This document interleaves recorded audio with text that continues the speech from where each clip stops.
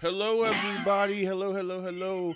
And welcome to the Wyrmriders Saga, Solspire and the Choosing. I am your DM Maui. It is good to see everybody. See, we have a few people already in the chat.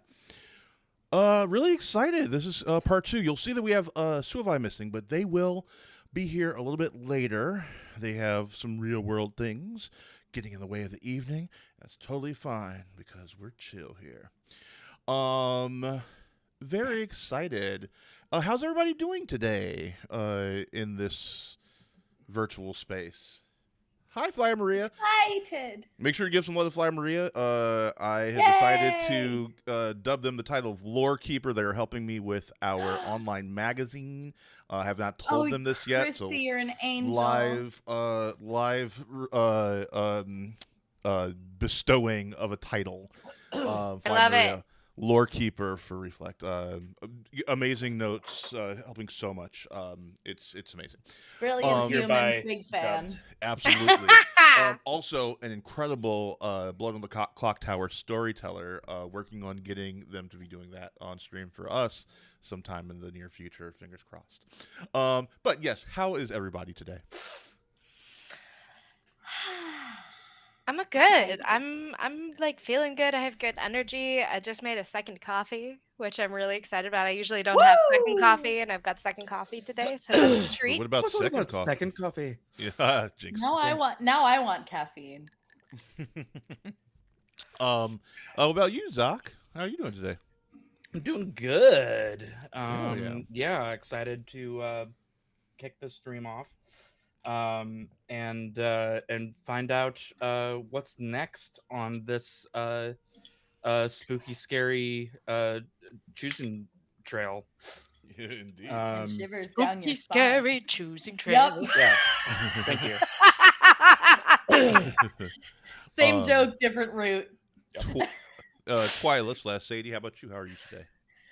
I am great. I am at home this week, which means I am much more relaxed and I am in my element, and I'm just very excited to be here. And I'm a little bit bummed that we don't have our Suavai, but we will later. And Yes, very excited to get them back in. meet our dragons. I'm excited to meet the dragons. We gotta survive to get there first. Yeah, we gotta not die first. Yeah, just don't die.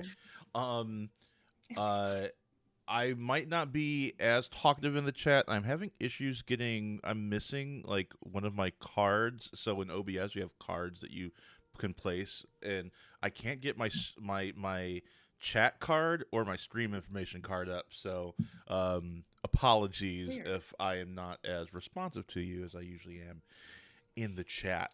We got you covered. Thank you.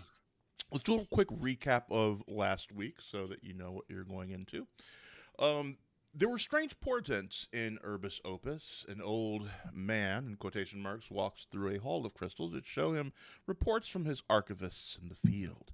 Meanwhile, we see our main characters, Tessera Flight, participating in the Crucible, a war game against the other top 8 flights, and they win their seeding.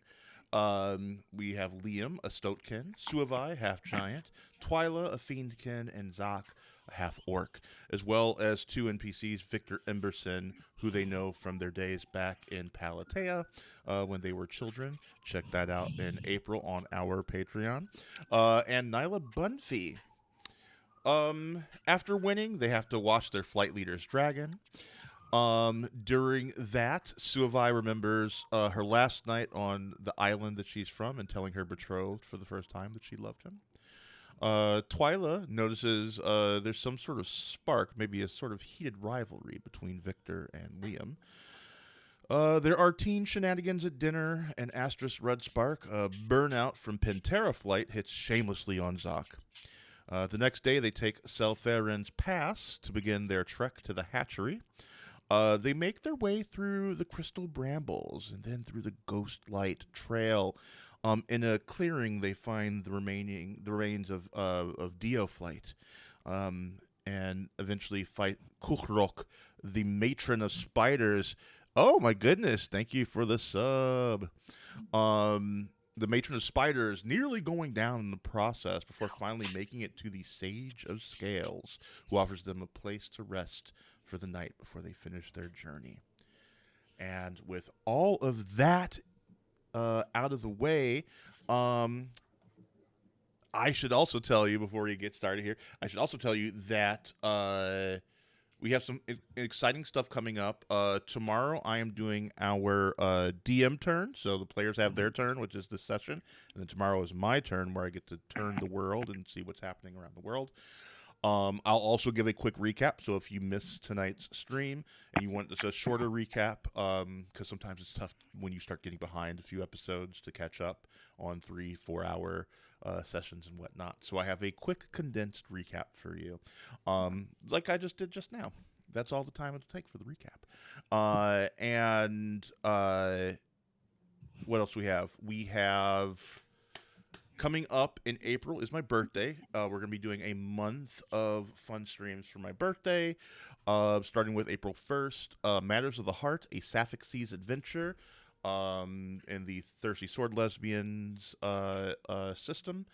And everything that we do in the month of April will be raising money for the National Immigration... Let me see, what should I say right? National Immigration Law Center. That's who we'll be raising money for. They are doing a lot of stuff to fight ICE and protect the rights of immigrants in this country, and I think that is the utmost important thing right now. What else? We got a lot of stuff going on. I'll give it to you at the end because I'm just chomping at the bit to get started and show you our fancy new intro.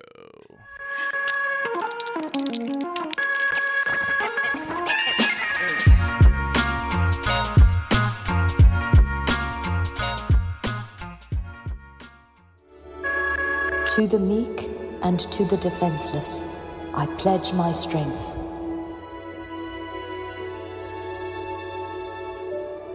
To the throne and to the order, I pledge my blood.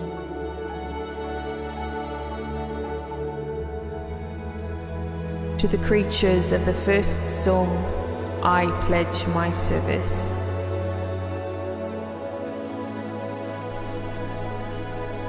To the 12 and their scions, I pledge my faith.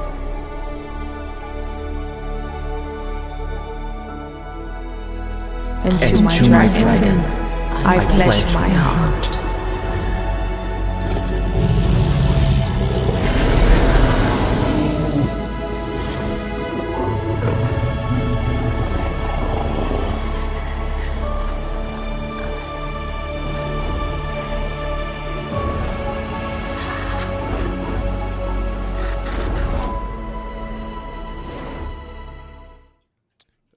And there you go, our fancy intro screen for the Wyrmriders Saga. Yes, okay, here we go. We start back in, let me get rid of this Wyrmriders card. We start back with the Sage of Scales. Our group has rested for the evening. Since you made camp, and I'll read it to you right now. If you rest for at least 8 hours with food and sleep, take the maximum value for each hit die you expend instead of rolling. And you may add your strength to each hit die as usual. So, you don't need to roll. You just take the full hit die plus your strength mod. And if you have negative strength, your feral body doesn't recover as quickly as others, so you would subtract your strength from each hit die you expend. So if you have negative strength... You are a frail child. Oh, but you know what? That it doesn't matter because I still heal back to full. There you go. Maui, when I was brought back to consciousness, did that bring me to 1 hit point? We'll say that brought you to 1 hit point. Yes. Cool. So yeah, not I have full, only taken but 6 damage. fine. I'm at 9 out of 13. We're okay. I'm a little guy. Just a little guy. Just a little guy. Okay, so anything that happens during downtime. You have 8 hours of downtime here before you went to sleep. Anything that happens, anything that you would like to do in that time, please let me know.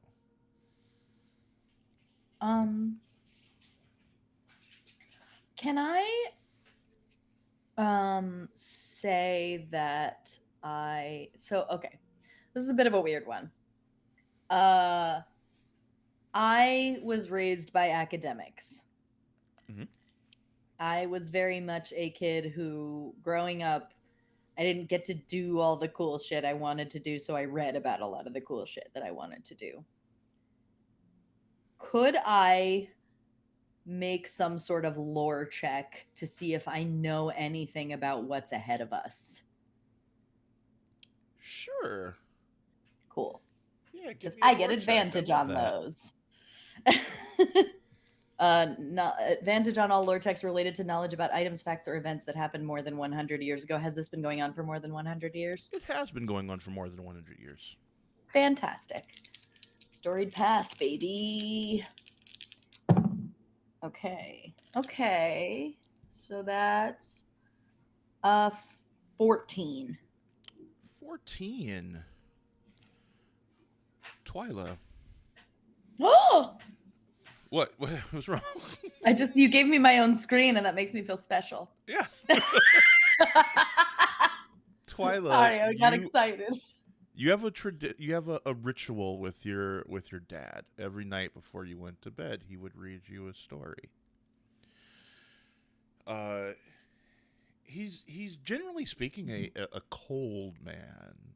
Not cold necessarily, but distracted. His head is always in books. Bit formal. Bit formal, but at night, right before bedtime, that's kind of when he kind of comes alive. He would always read you stories, and he would do the voices and be silly. It was like the one time you saw him be silly. You're in bed. He's like, "All right, now are you all tucked in?" Yes, Daddy. Okay. What should we read tonight? Can we read the one about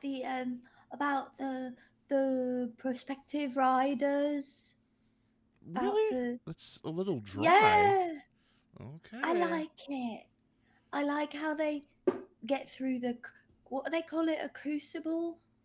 Well, the crucible is the thing that they do before. Yeah.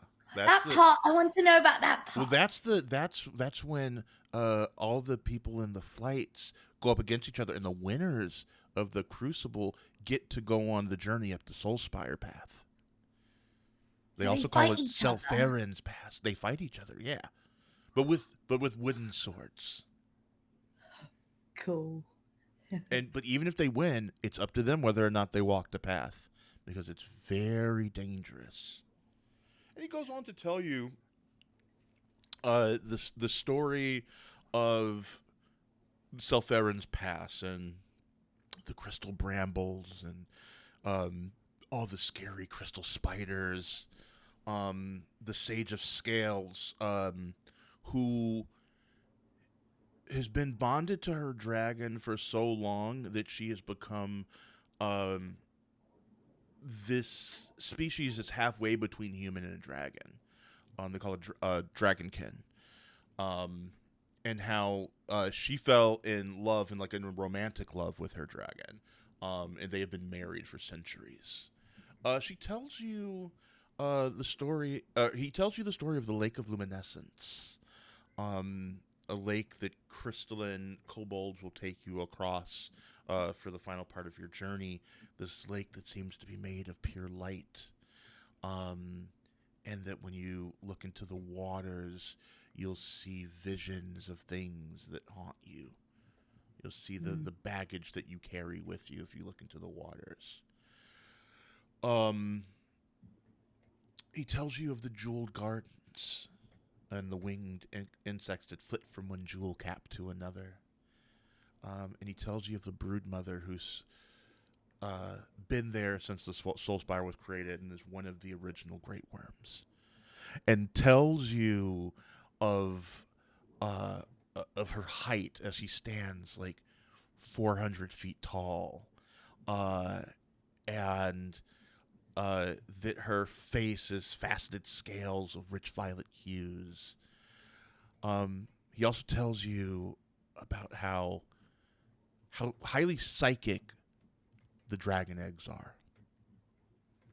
And walking through the hatchery, there's so much psychic energy in there that if you do not steel yourself, if you are not prepared for what you are about to go into, that you can lose your mind in there. And then he finishes reading you this story, closes the book, and he says, "All right, well, time for bed." Daddy, I want to be a rider. I don't. That's very dangerous, my love. I know, but I'm not scared. I can do it. I know you're not. You're just like your mom. You're no fear, but your dad's scared, and your dad's worried about you. If you attempt to do something like that, you could lose your life. But I won't. I'll bring my friends with me, and we'll protect each other, and we'll make the world better, and we'll help Averine, and it'll be wonderful, and I'll be a hero like Mummy.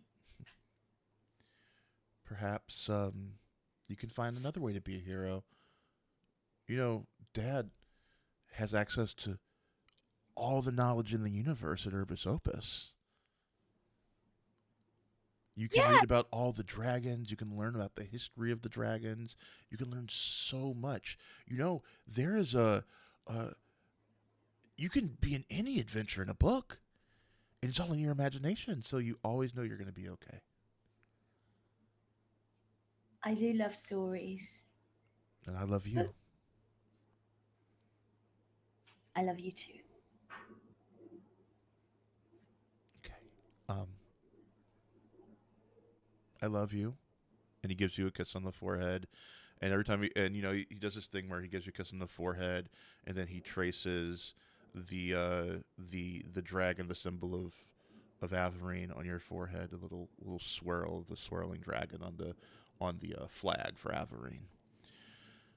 And says, "Okay, enough talk. Good night, little wing." Mwah. Night, Daddy.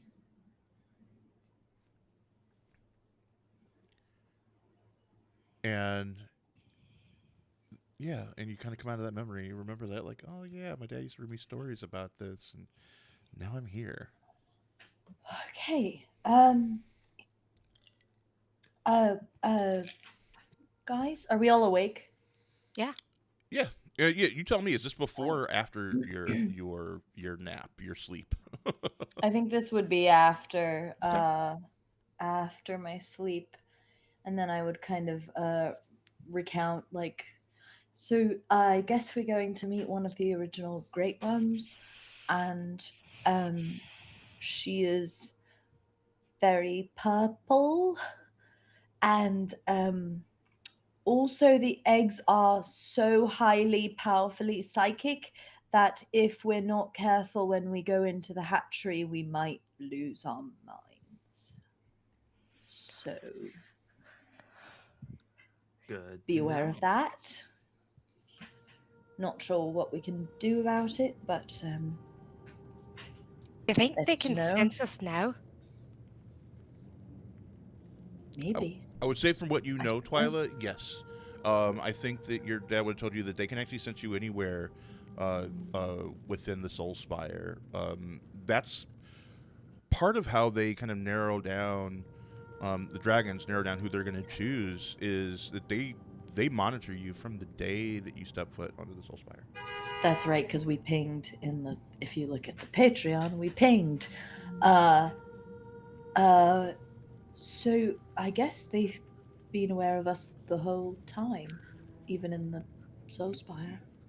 So yeah, they know we're here. They can feel us coming, I suppose. Pretty cool.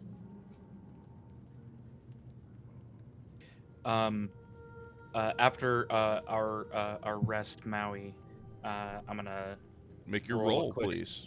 roll a quick d20. That's a 12. Okay. Okay. Thank you. You're welcome. What? Anything else that you do during the rest, Zach? I think.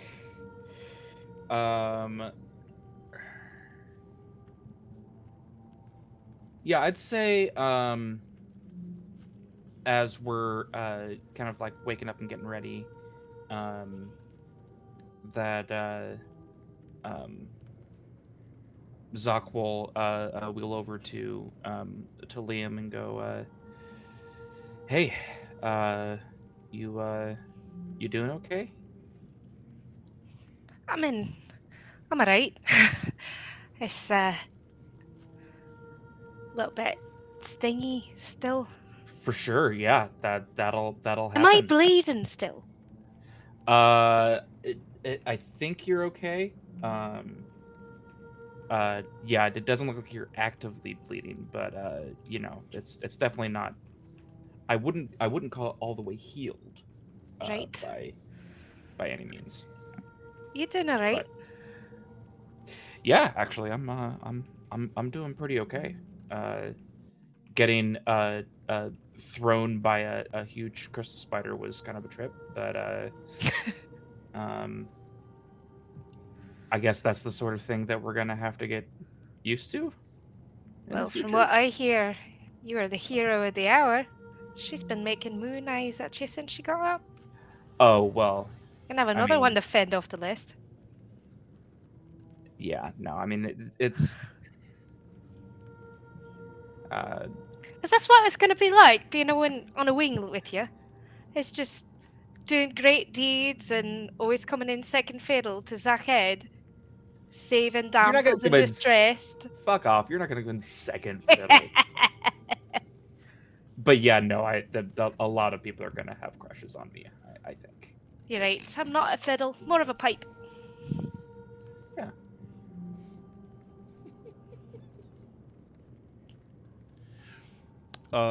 Anything else? I need y'all to know that I just scream cackled. Anybody else have anything they would like to? Liam, anything that you need to do before we move on to the next day?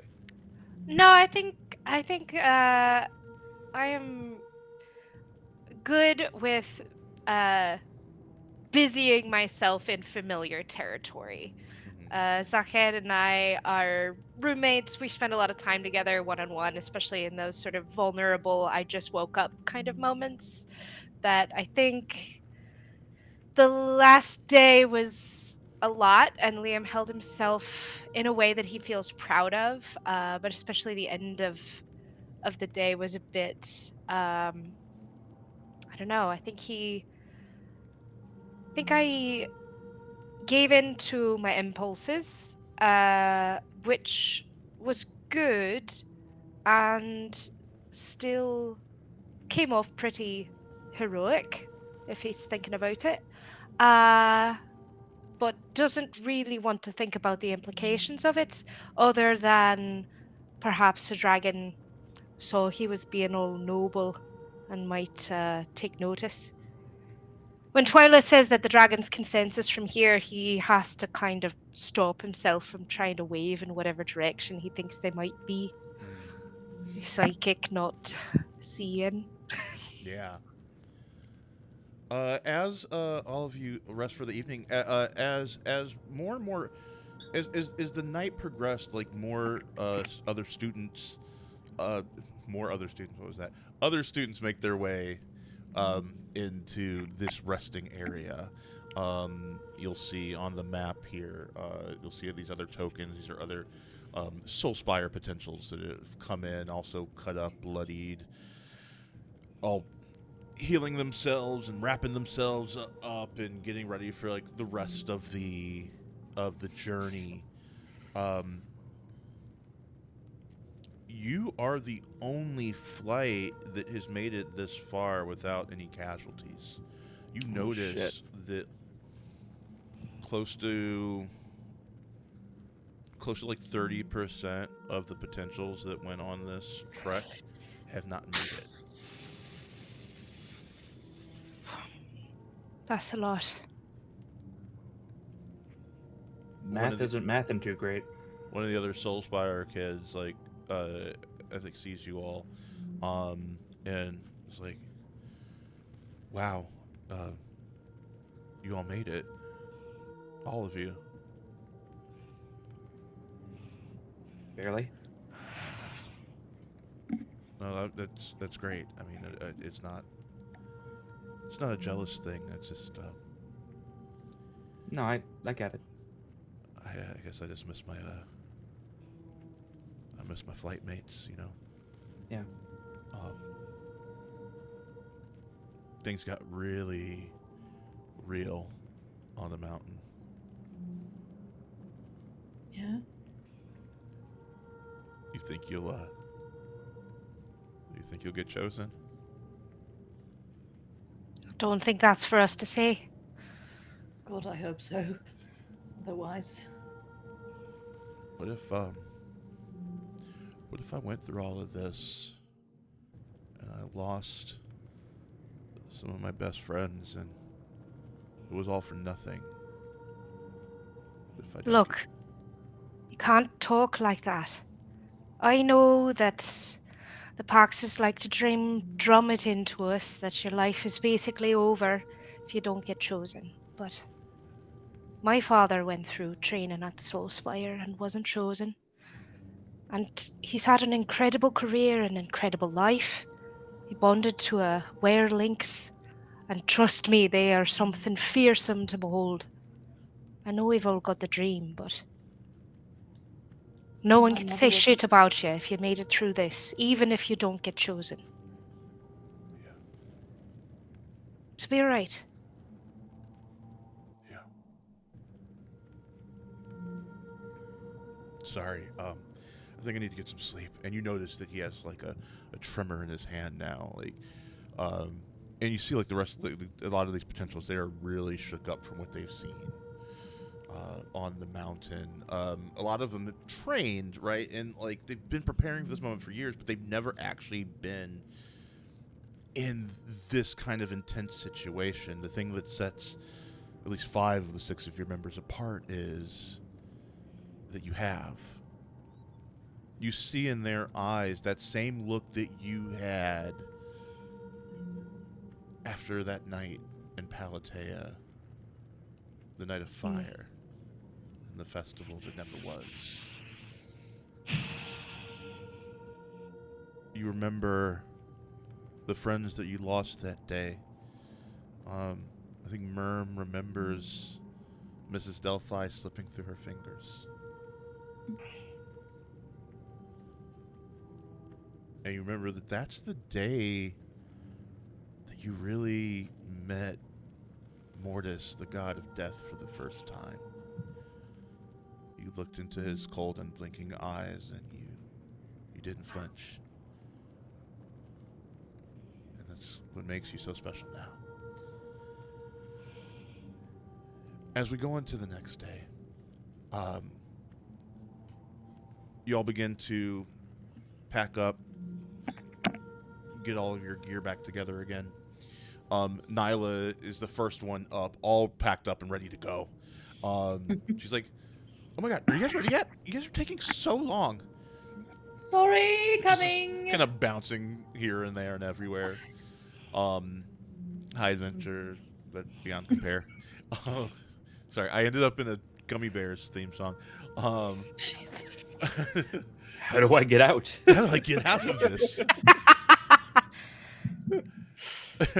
Now all I can think of is, I'm so happy because I'm a gummy bear. Gummy bear! As you leave, the Sage of Scales looks at all of you, and this time you see that her dragon that she's partnered with is also there. Very old dragon. This dragon actually has like it looks like a beard, but it's like made of like scale and earth. This old like dusty brown dragon. It also has like these like huge, like Martin Scorsese fucking eyebrows that are also that same like dark brown like earthen look to them. Uma Thurman, Poison Ivy, but brown. And you see, like, yeah, basically, and you see the sage is just kind of absentmindedly just like stroking his beard as she like watches all of you, and she says, "Good luck, potentials." And then her dragon lets out a as you walk past. Oh wait, what am I doing? I have dragon noises here somewhere. I can make a dragon noise, I think. We'll see. Do I have think Liam is careful as they're moving out to very specifically give a bow to the dragon Hell yeah. as well. I like that. Actually, give me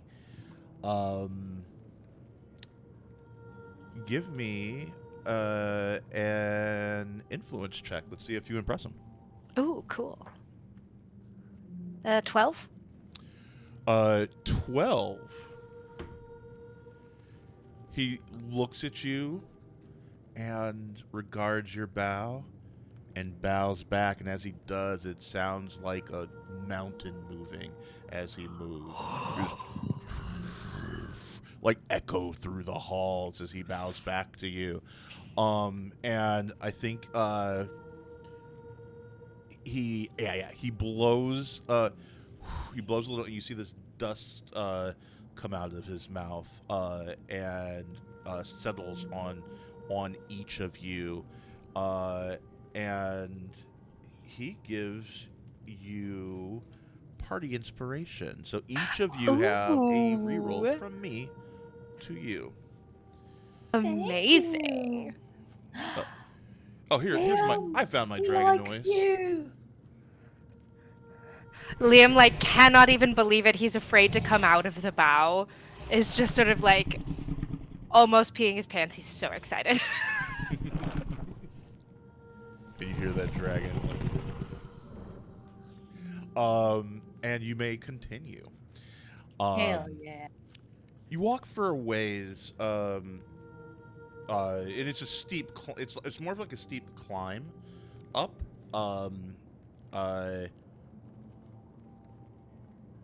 Zach, because you are in the wheelchair, I do need you to give me a might check to see how you are faring on this.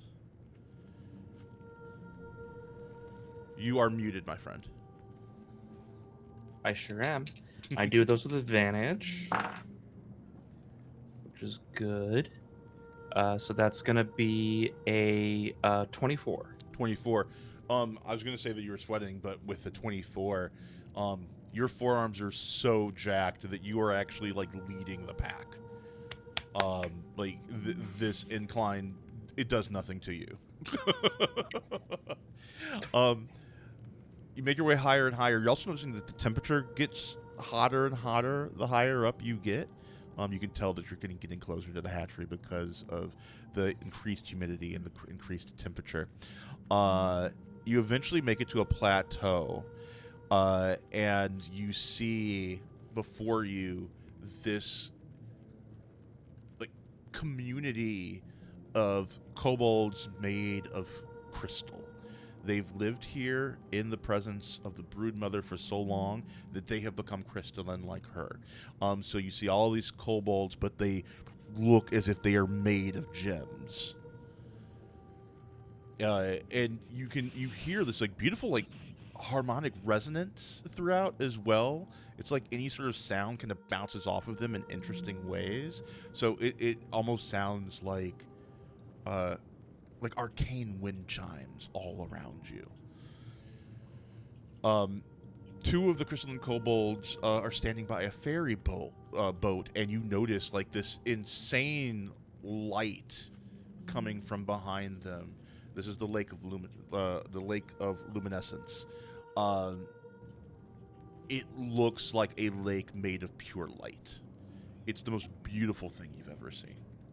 Oh, this lake is going to show us bad things, so maybe just don't look at it if you can help it. Right. Give me an insight check, Twyla. 20 goes with advantage. Yes, I do. Fantastic. That's a 19. When you say that, like, maybe don't look at the lake, one of the kobolds kind of like laughs at you. Like, you get the sense that they think you're weak when you say that. All right, shiny boys. Whatever. Did you say that to them?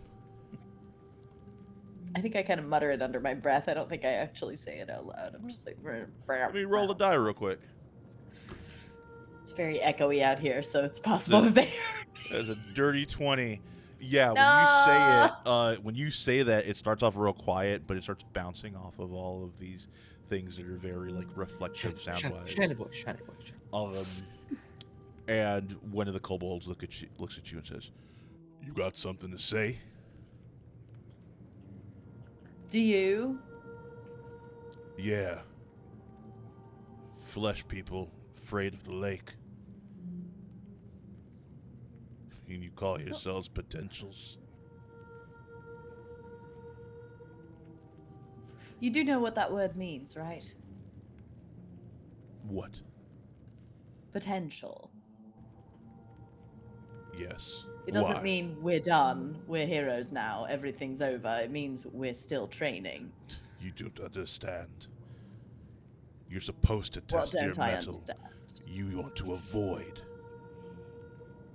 And they spit at your feet. I want to succeed. Oh, And they get in alright. the boat. They stop talking to you. Well, that's a new form of prejudice I hadn't been exposed to before. And Flesh they begin. people, right? Okay. Yeah. And they begin to ferry you across the lake. Okie dokie. Now the question is, do any of you look in the lake? I'm gonna roll. I'm also rolling Yeah, for I'm gonna roll. R2. Oh shit. Nyla does not, but Victor does. As you guys are all in the lake, I think Victor's the first one. You see Victor kind of like look in the lake, and as he does, his eyes turn the same like light as you see in the lake kind of flash in his own eyes. And he looks in the lake for maybe 30 seconds, and when he stops looking, and he sits back up and he sits down very quietly, and you see tears streaming down his face, but his demeanor has not changed at all. So he's still him, Mm-hmm. and he's still alright. He's just upset. He looks affected. Upset, I don't know if that's the right word, but he looks affected by what he's seen in the lake. Right. Liam takes what the kobold said to heart. And there's a part of him that feels like he should be tested. And that if it's too easy, then that might be its own kind of disqualification. And I think he furtively glances over to see what it has for him in store. Okay, give me a will save, please.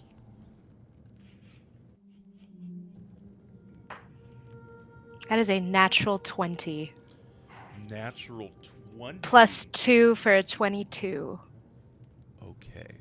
Okay. Liam, you look into the lake. First of all, tell me about a thing that you think haunts Liam.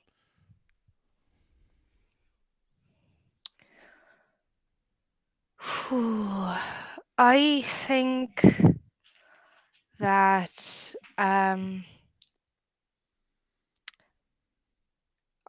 that moment back in Palatea, the night of the festival fire, watching as that fire creature plunged his sword into Castellan and watching the face of um, Cartwright and watching her watch her lover die Mm. and how small he felt. And even when he tried to pick up the sword, it burned his hand and he only did as much damage as he could, but feeling underpowered, feeling small, feeling helpless. I think he replays that moment of watching her face and that feeling of wanting to protect her, but he couldn't. You find yourself not as you are now as grown Liam, but you see yourself again as a child. And you are standing in the village square of Palatea. It's so real you can smell the sweet grass, like it smells like home. And as the faces turn to like greet you, you see them burned and bleeding. You see your mother come up to you, burned and bleeding, and she reaches her hand out to you. What do you do? I take it. As you take it, the skin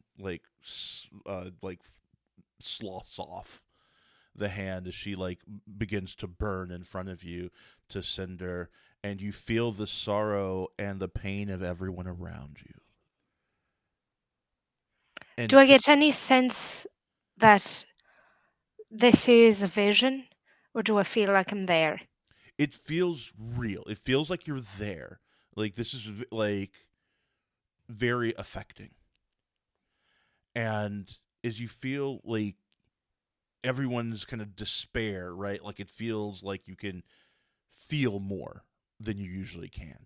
And just as you feel like the lake is like going to overwhelm you, you hear a voice. Find me. This is not real.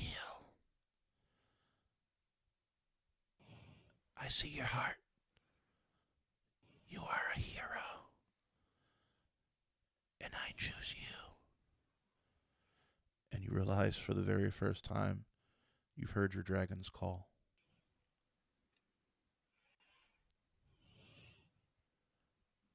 I think in that moment, he hears the voice and he just closes his eyes.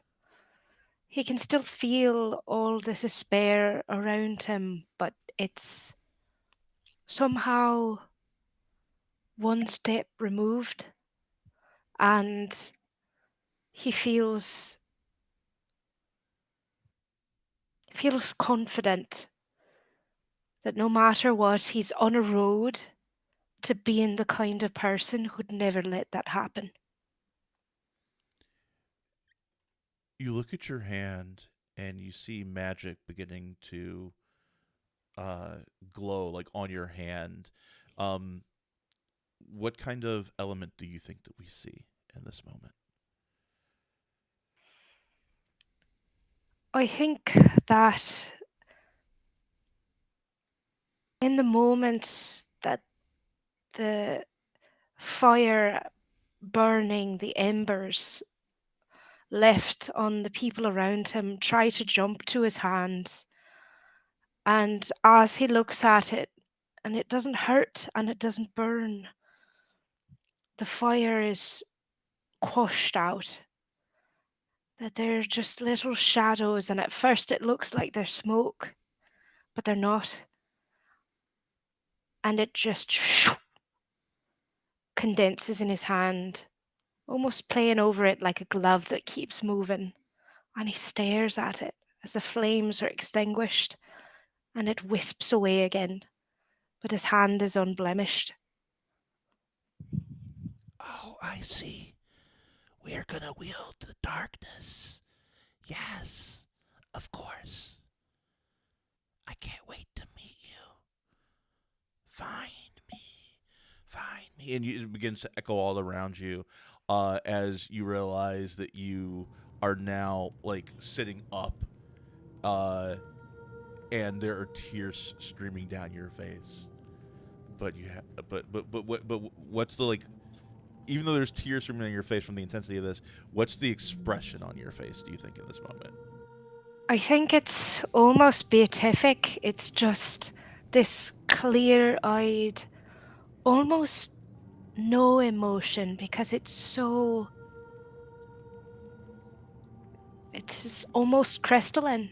The tears stream, but there's just a look of peace on his face as he's sort of reaching out for something that isn't there, and he realizes where he is, and he just nods to himself and sits himself again on his seat, leans forward with an intensity that he didn't have before, eager to get to the other side of the lake. All right. Zoc, what about you? What do you do in this moment? Do you look in the lake? I think with very little hesitation, I think that Zoc's looking to the lake because he's not going to be a bitch in front of the crystal kobolds. Crystal kobolds called us out, man. I know flesh person. Whatever. All right. Give me a will save, please. He's not above peer pressure whatsoever. All right. All right. That's gonna be 18. 18. Okay. What do you think is something that haunts you, Zoc?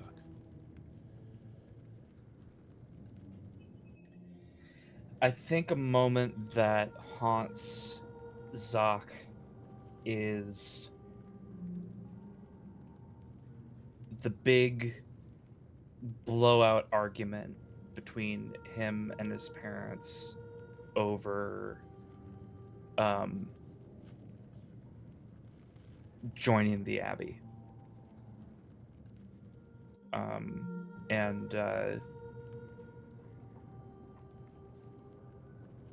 And the feeling of helplessness of not being able to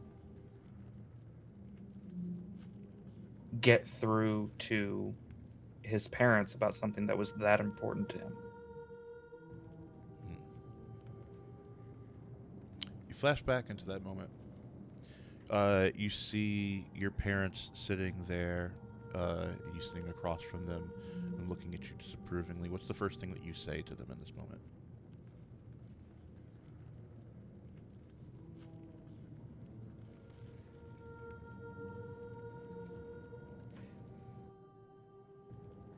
I don't understand what it is that you find so... What's so bad about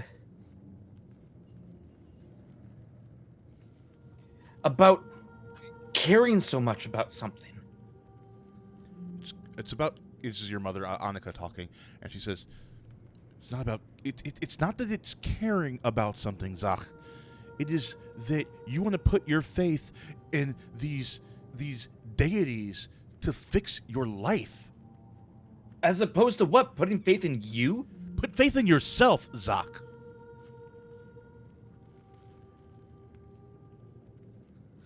You know what is real? It is commanding power for yourself, not in service of these gods. And the way she says it just sounds like she's kind of spitting on it. Mortis, Vetus, they're all bullshit, is what they are.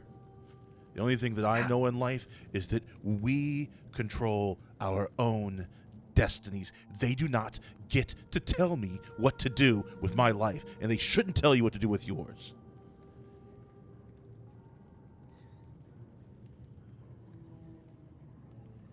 Have you ever even given... I feel like you haven't even given any of them a shot. Why would I give them a shot, Zach? Because they think that we owe them because they created us. That our lives are theirs. That our wants and desires are forfeit to their machinations. Everything that they have to say just is worthless. Then there's nothing of value to be found in them. You want to know what's true? That when they killed those that came before them, that millions upon millions of us died. Do you know that the two continents used to be one? Do you know why they call it the Sundered Sea? No, I will not bend my knee to impudent gods. And you shouldn't either. Your dad, who is a very quiet man, just kind of like looks at you and says, "You're a disappointment, boy."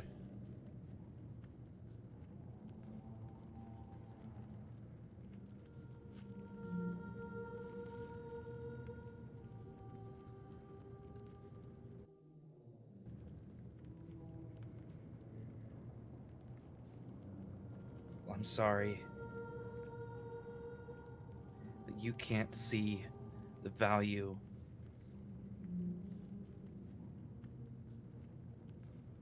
in taking a stand for something.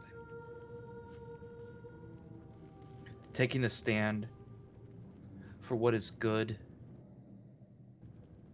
and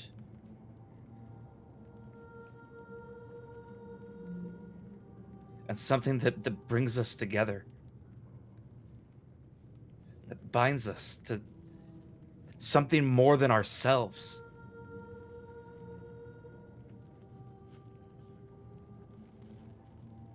I believe in my hammer. I believe in my anvil. I believe in my hands and my limbs. I don't believe in them. Why can't you accept that I do? I'm not taking away from your belief in your hammer or yourself. You can have all of that, and I'm not asking you to choose. Aye. You may choose them. And you have not taken away my belief in myself. You have taken away my belief in you. And at that moment, you feel a hand on your shoulder. And you hear the beating of wings. And all of a sudden you feel something drop in your hand, and you look at it, and you see the acorn.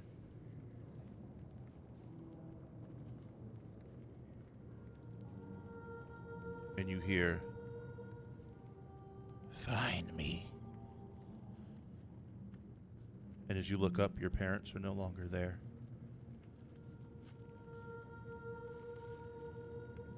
And you see, you don't know what you see.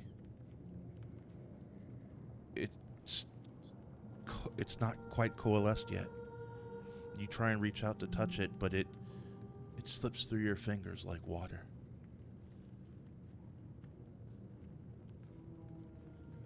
And next thing you know, you're not looking at the lake. You're still on the boat. Or you're not like in your old house anymore. You're looking at the boat. You're in the boat. You're on the lake, and you're looking at your hand, and the acorn is there, the one that you always carry with you.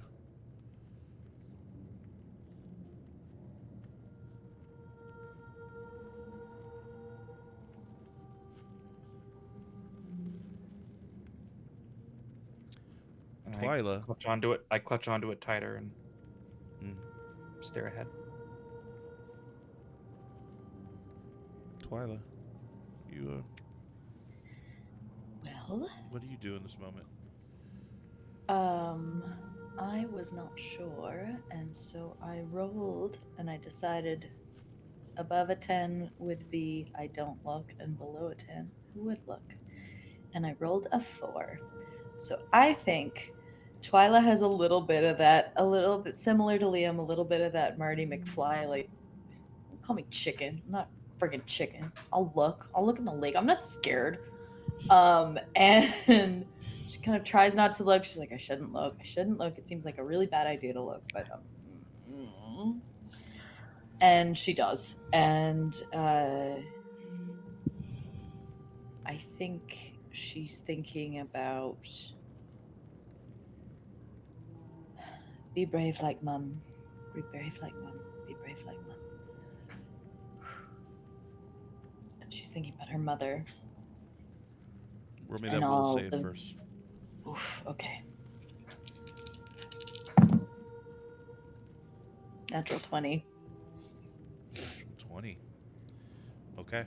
Now tell me what you think what haunts you. So, in the attempt to think about being brave like mum, I think about the fact that mum was never there. And when she was sort of like a fun aunt who shows up every once in a while and takes you out and lets you do stupid things, but she doesn't actually take care of you. I'm gonna pause real quick because I want to make sure I give you my full attention. I suddenly really have to pee, so I'm gonna pause. We're not going. I do too. Let's on take an a break. intermission. We're not going to go Brief to full break. intermission, but Zach, Liam, talk about the experiences you just had looking at the lake. While we go. I pee. also have to pee. I'm so sorry. Hey, you know what? We can hold it down. We got this. Yeah, absolutely. But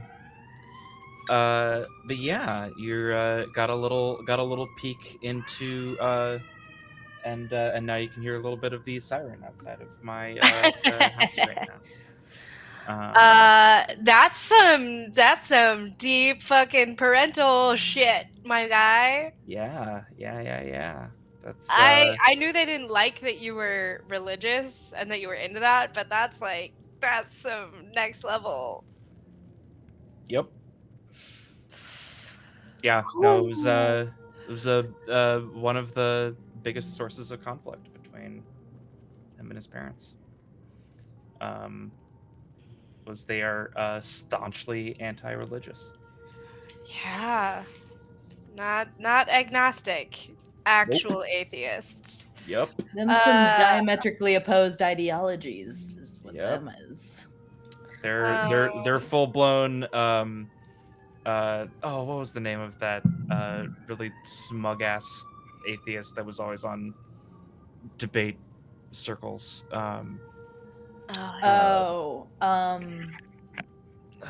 Jeez. I know who you're talking about. Famous atheists. I mean, honestly, it's like how I always, before he turned into, well, no, I won't go Vader. there. Never mind. I was about to get a little bit political, but I won't. Richard Dawkins is. Oh, I'm not familiar. Well, I grew up in evangelical Christianity, so it was like, oh, Richard Dawkins is the freaking devil or whatever. Yeah, it's just old school Catholicism. Yeah. Yeah, but he was always really an asshole about being an atheist. Yeah, I was gonna say it's like historically. I mean, lately I have nothing good to say about him, but historically, even when I agreed with what Bill Maher was saying, I was always like, "But you're such a smug asshole about it." Yeah. I still don't like it, even though I agree with what you're saying. I hate you, so I don't care. I would love to have been a fly on the wall when inevitably, I forget the name of the character, but the NPC like youth pastor guy Because I'm sure he like went to go have a Cleric talk Ouster. with the parents. Ouster. Like what the hell that would have been like. Let's hop back into it. Twyla, what haunts you? Mum. Is that everything you had to say on it? Yeah, I Anything else said that you that. wanted to That do to was- set the scene? I think sort of as a result of Mum being the fun one, it took until very recently for Twyla to appreciate her dad, and she feels some guilt about taking him for granted because he was there all the time, even though he wasn't as fun. He was there, Yeah. and Griggy, but she's got a easier relationship with Griggy. It's really her father that she struggles with. So yeah, Okay. guilt over underappreciating her father and weird resentment over her mother not being around. Okay. So you find yourself not in Palatea, not at your home. You find yourself standing on a cliff's edge. Like a huge, like, cliff face, like think like Cliffs of Dover kind of thing, right? And you can hear the crashing of the ocean beneath you, of the sundered sea. You can feel the wind blowing through the tall grass that you're standing in. You can smell the saltiness of the ocean. And you see, well, what does your mother ride? A griffin. A griffin. You hear the wings of her griffin as she lands next to you. And she looks tired. And she looks at you. And she immediately kind of puts on a happy face. And she's like, "Hello, my little wing." And Mum. gives you a hug. Hi. Are you all right? You think I abandoned you? Well, I didn't you? I didn't abandon you. Why would you say that? We had so much fun together. Only when you were around. Her expression falters slightly. Honey, you know, my work, my calling. I know, and I understand. But Didn't I always make it so fun for you when I'd come home and visit you? yes, you did. But I taught you to didn't climb get- and all the dangerous things that your fuddy-duddy father never would do with you, and you know. right, but Dad actually kept me alive.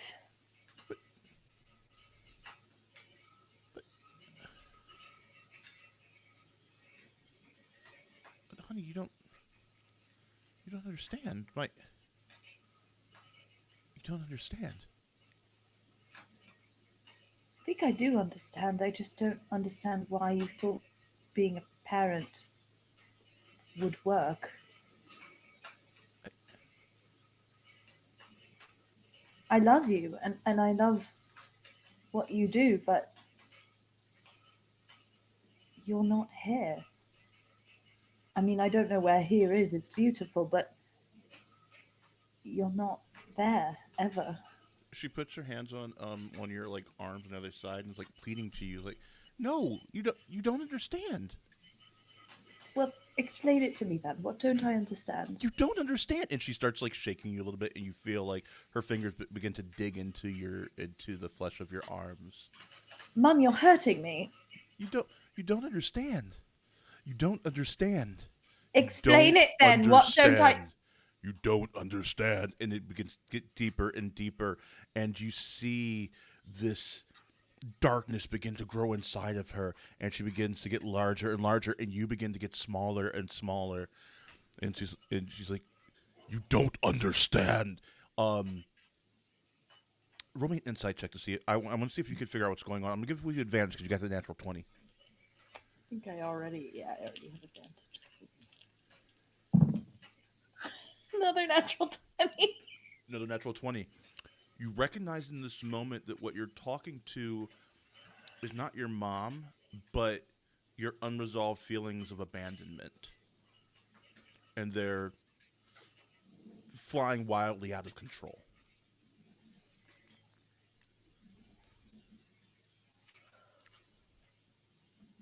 And they begin to get bigger and bigger and bigger. What do you do? With this natural 20, you can reverse this however you want.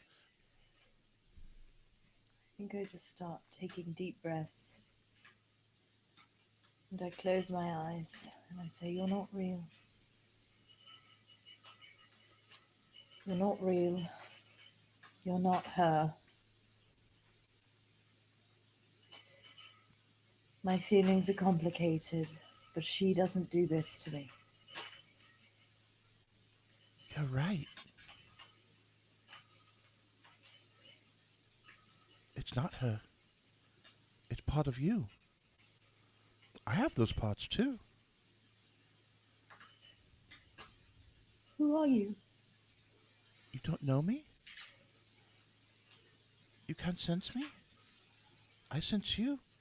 I've sensed you since the moment you came to the Solspire. Oh. Hello. Hello. I can't wait to meet you.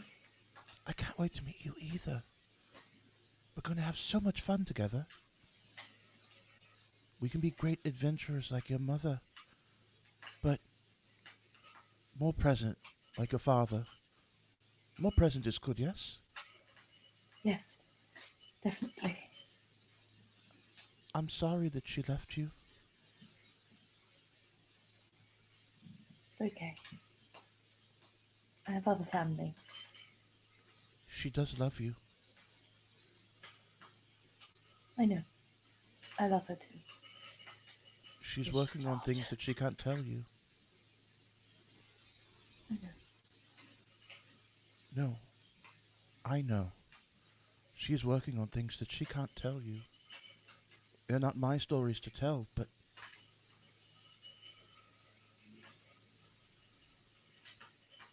she did not want to give herself so much. She wanted to be with you. She wanted to see your first steps. She wanted to be there for you to tell first time you kissed someone. And all of those things about growing up.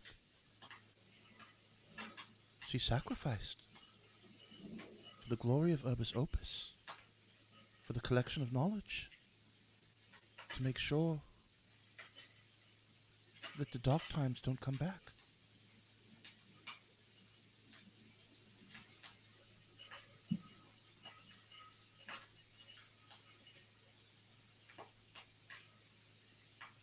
She's pretty amazing, isn't she? Yes. And she loves you. I know it. Thank you. As the dragon is saying this, Sadie's radiator just making an omelet in the background. I wish I had any control over it I'm whatsoever. dead. I'm dead. As your dragon is talking to you, you feel heat. You look at your hands. Tell me what you see.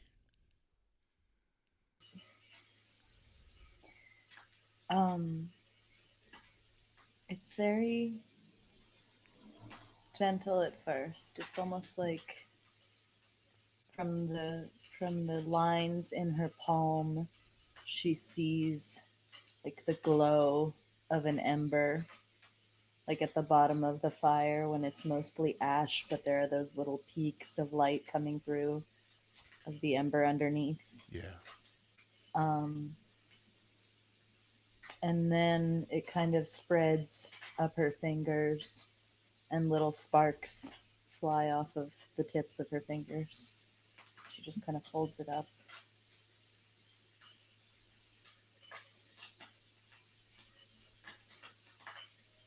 And points a finger and lights a little flame like a candle. Mm-hmm. And as you do that, you come out of this memory.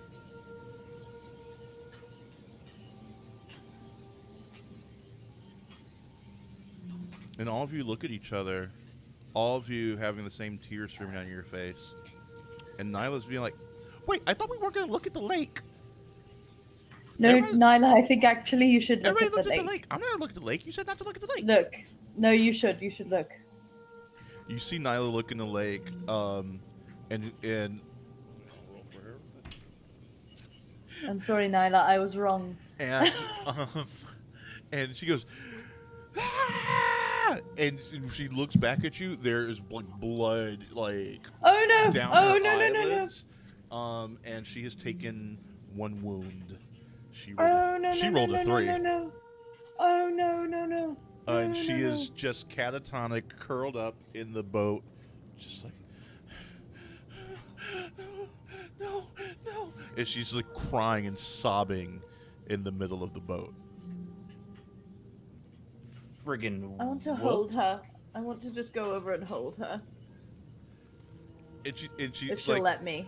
She lets you. She's like, I close my eyes and I still see it. I still see it. I'm I still sorry. see it. I'm I sorry. can't. I I'm open sorry. my eyes and I still see it. I still see Oh, it. God. And she Okay. just starts sobbing and, Okay. and just like nuzzles into you.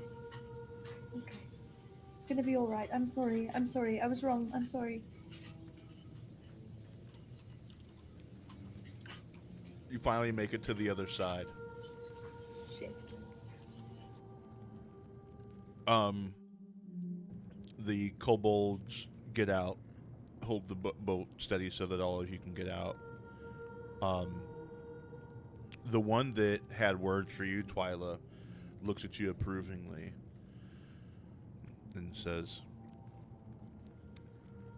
"The lake shows us things that we don't want to see, but sometimes we need to see those things."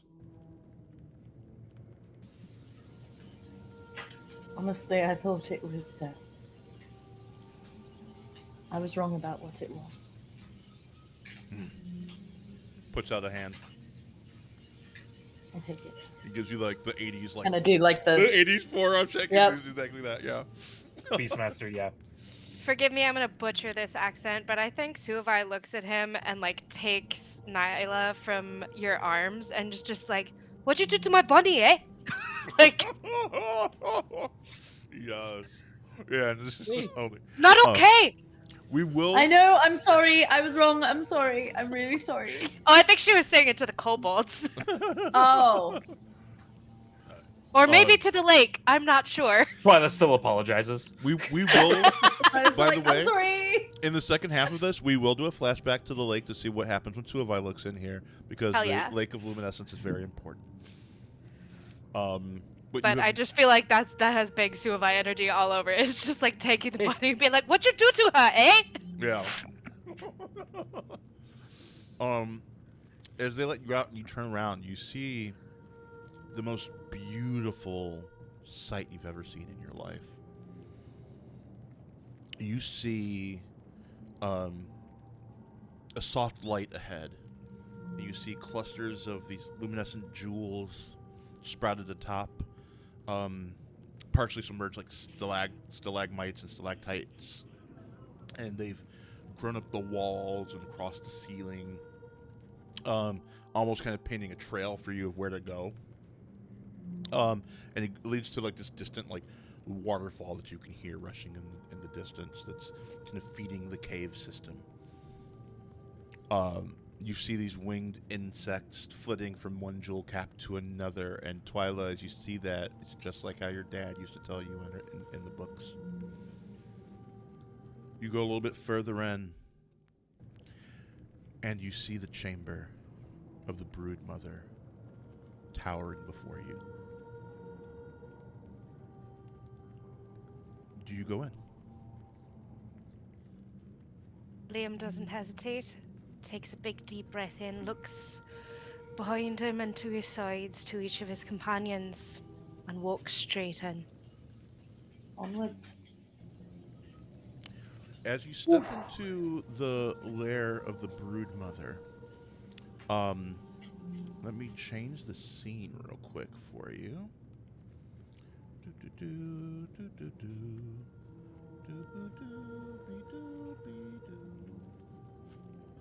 Julie Hill, Allison Janney, Janelle Maloney, Richard Schiff. You knew exactly what I was humming. We'll go to this view. Ooh. Oh, that's so pretty. Fuck. Sink it a bit so we can kind of get closer. Shiny. Oh, I gotta open the. And we'll get close. Albert. There we go. So shiny. Come on, Oh get god, closer. I just saw the dragon shadow. That's so cool. Yes. I see you, Maui. I see you. Oh, you see the wonderful work of Chepaku. Best map makers in the business. Oh my god, they're amazing. I wish I could take credit for this, but this is all them. I'm a patron. I found it, support you them, chose it. and they I are still amazing. give you props. This is their dragon's horde lair thing that they came up with. Now, let me add all of you in here.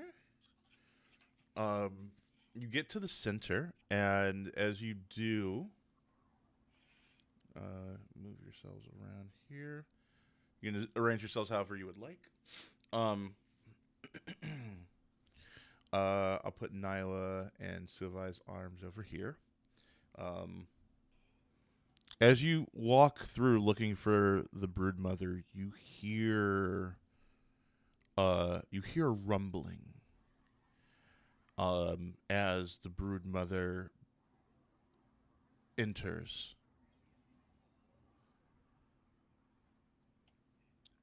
I think Liam just immediately. Oh, sorry. Can you hear that? Okay, let me make sure to add that in here. We so can't, but I don't know if it. No, I might not have that that thing in there. Let me see. Tabletop audio. Okay, I don't have that. It was like, why are you talking? There's this real cool thing happening. It's because no one can hear it. 1 second. Let me add that in here. Okay, there we go. And you hear the Broodmother enter the chamber.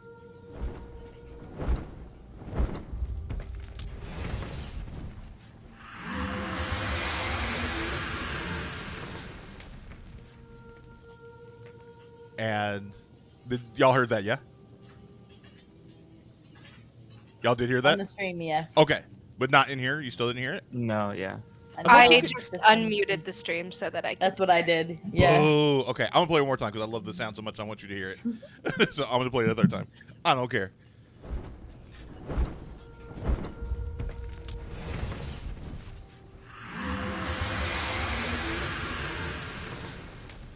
I don't know why it's not playing in here for y'all like it did last week, but oh well. It sounds sick as hell on the stream. It does sound sick as hell. So as she lands, you see this large mass of crystal begin to shift and move and rise as she straightens up to her full height, towering above you and glittering like a precious stone.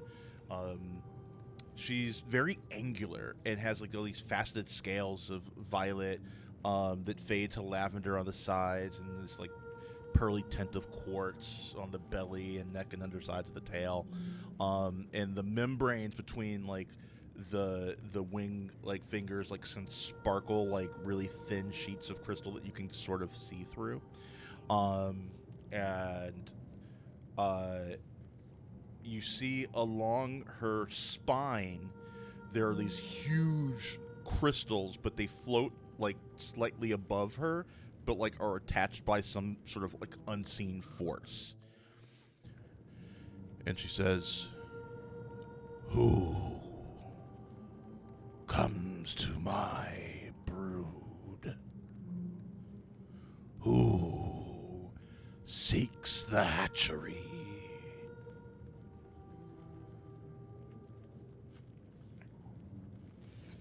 I think the moment that we even heard her approach, Liam immediately went down on one knee, head bowed.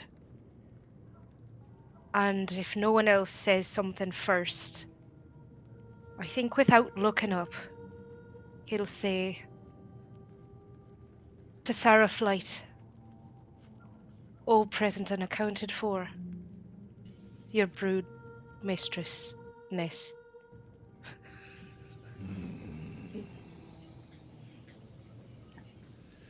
What is your name?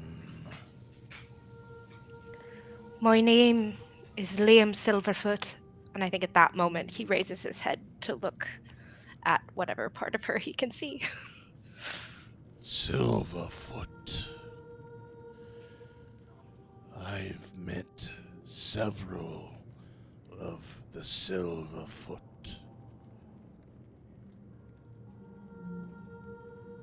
Have I met, as she smells you, your father? Indeed, mistress. He was not chosen. Do you think you should be chosen? I think that's not the decision I get to make. I am here, and I am fully myself, presenting in this moment with my heart open. And as she laughs, the entire cavern begins to shake with the rumbling of her mirthful laugh. It sounds horrifying, but this is a mirthful laugh to her. Everybody. I think Liam's hair, like all of his fur, just kind of stands up a little bit, but he tries to keep a cool face. Everybody who's standing, who's not in a wheelchair, give me a dex save to see if you can stay on your feet. Amazing. It's a 16 for Liam. 19 for Twyla. Okay. And that's for Suavai, that is an 11. Suavai tumbles over, and Victor tumbles over. No! Two of you are managed to stay upright. She kind of laughs and she says, "I like your answers, Silverfoot. Perhaps you will be more interesting than your father to the younglings." Liam just bites his lip and looks back at Zockhead a little bit with like a shrug and a bit of a grin. "And what of you, Fiendkin?" Twyla Parish, madam. Parish. So many noble houses here.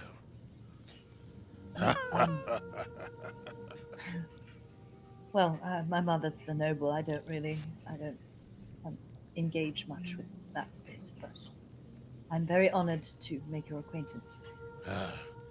Denying yourself does not change who you are, does it? Oh, no, ma'am. No. So are you of House Parish, or aren't you?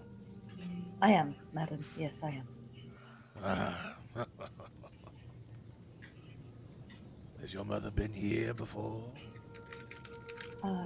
Not to my knowledge, madam. Are you excited to meet the hatchlings? Very much so, yes. The smell of you tells me that you're a bit of an impatient sort. Yes, madam. My father's told me so frequently. I like impatience. And she begins to laugh again. Everybody give me those deck saves again, please. Woohoo! I think Twyla laughs too because she's like, "Hey, this bitch is awesome." It's a 17. 17. But I'm really glad I have advantage on decks because the Twyla, first if one you was were a natural laughing, one. give me that a disadvantage since you're laughing with her. I think she's gonna catch you off guard a little bit. I did already roll 2 dice and they were both the same. So should I keep that roll? Or should I re-roll it? Re-roll it, and because you already have advantage on it, right? Re-roll it flat. Yeah. Okay. That's actually better. That's a 16. Okay, you managed to keep up. Victor rolled a natural 1, so just as Victor was getting up, he's like, "God, fuck!" As he falls over Poor again. Daisy. Oh. And Suavai Poor also bud. like, "Oh, come on, man!" As she falls over again. Not again. Not again. This is not okay. Come on, man. And Oh, we love her so I miss much. She's on her way home. Yay! Wonderful. We love you, Mom. We're so excited. Impatience is okay if tempered with wisdom. Yes. Yes, madam. Yes. Yes, perish. Twyla perish.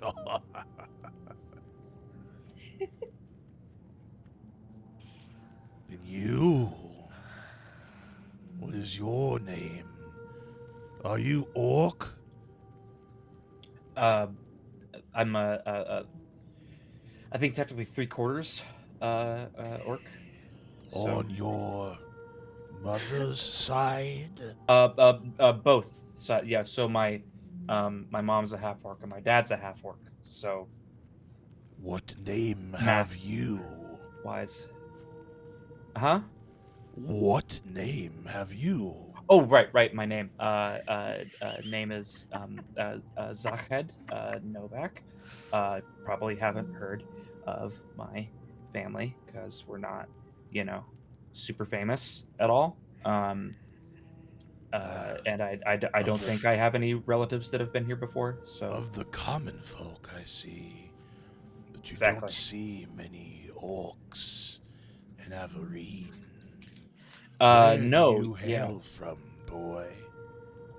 So I grew up in Palatea, but I was actually born in Oblux. So The second you say Obelux, let me pull this up, and let me make sure. I have to be able to figure this out. There has to be a way. Ruh-roh. Give me 1 second here, because I need I have this to work. concerns. I need this to work, guys. While Maui is getting that settled, John, has Zached told his wingmates Yeah, do we know where that? he is from, or is this the first time we are hearing this? interesting. I don't think that he would have kept it from anybody. Like, I don't think it's a big secret. Especially because he's orcish. That's not a common ethnicity in Averine, and so it's probably come up in conversation before. Okay. We've also almost died together, so it stands to reason that you would have maybe confided in us. We also met when we were children, and kids Yeah. have an uncanny way of just sort of being like, cool, we're friends, and I don't need to know anything else other than we're friends and I like you. That's also fair. Okay. Entirely. I tried one more thing. We'll see if this works. I'm assuming y'all cannot hear the music at all then, right? No. The background music? Not I don't know why it's currently, different no. this week. Okay, well, I'm just going to play it for everybody else. The sound on the stream is great. Okay, for the well, that's record, good. So.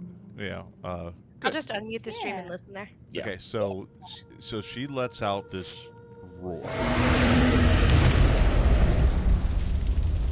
And the entire place shakes. Crystals begin to fall from the top of the cave as you're dodging this way and that, trying to avoid it.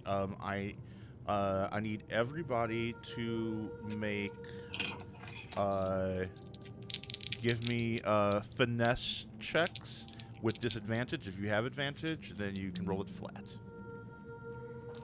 So that's going to be double disadvantage for me. Oh no. Yes. Oh, that's 14 disadvantage. for Liam. 14 for Liam. Twyla, I'm noticing you have 2 things at advantage. You should only have 1 at Yes. advantage at this level. No, it's because of my Fiendkin. It's a Okay. Fiendkin Wonderful. thing. Thank you. Thank you Yeah. for telling me that. We Okay, cool. we talked about it very briefly I don't because I was remember figuring that. it My out. brain is pudding. No, but That also pudding I was brain. gonna say remember I was leveling up like seconds before we started the stream last week. Oh, okay. That was one of the things that happened Yeah. during that. That's why the pudding brain so- doesn't remember it. That was disadvantage, but I rolled shockingly well. That's a 16. Okay, so you managed to avoid one of the falling crystals. 5 for Zoc. No. Zoc, you take 5 damage as you get hit by one of these crystals that fall. I'm disabled. Disabled and also ow. You can use your shield if you want to reduce some of that though. Heck yeah. How much damage did I? I think I decided yes on your ask for that optional rule. Yeah. So yes, you may use your shield in that way. And how much damage was coming my way? 5. Thank you. I'll take 3. Liam, what about you? 14. 14. Not enough. You also take 5 damage as you get hit. Can I use a reaction to defend? You may. Sweet.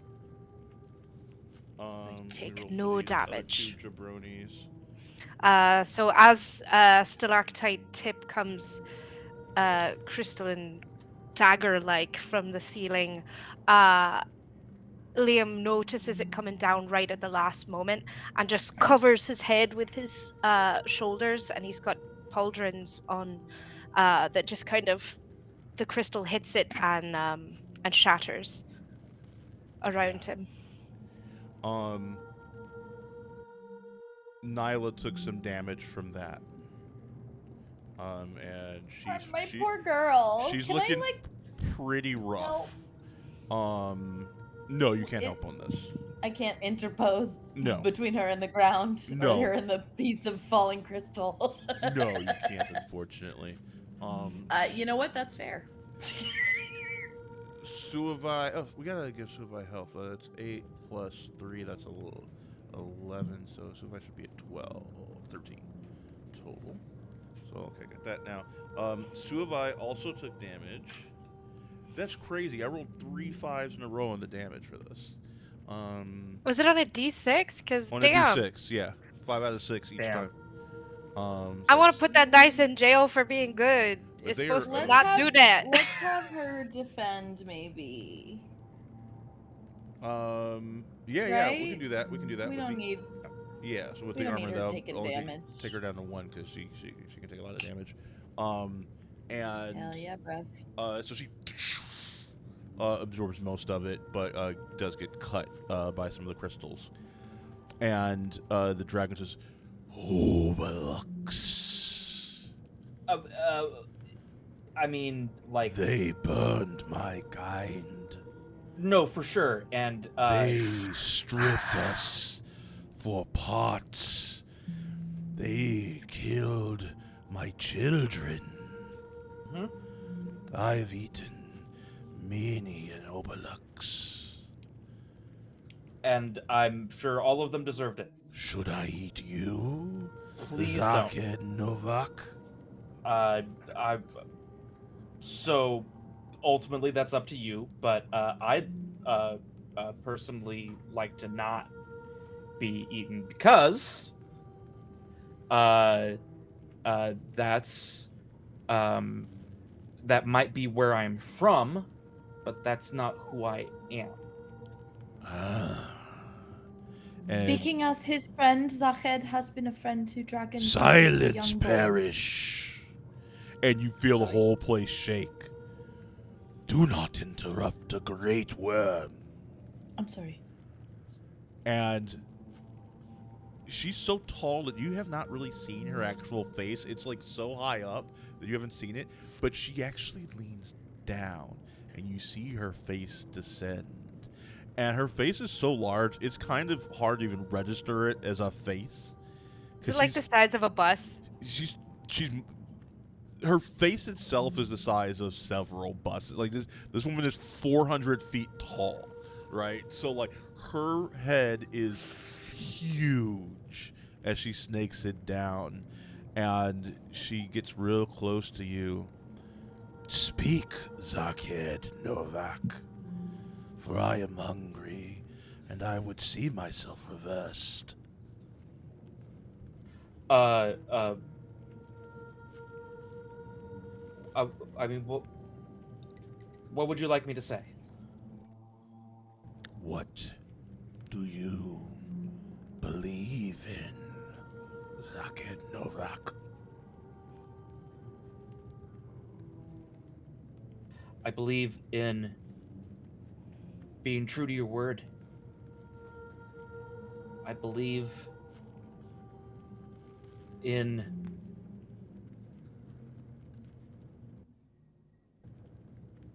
justice. I believe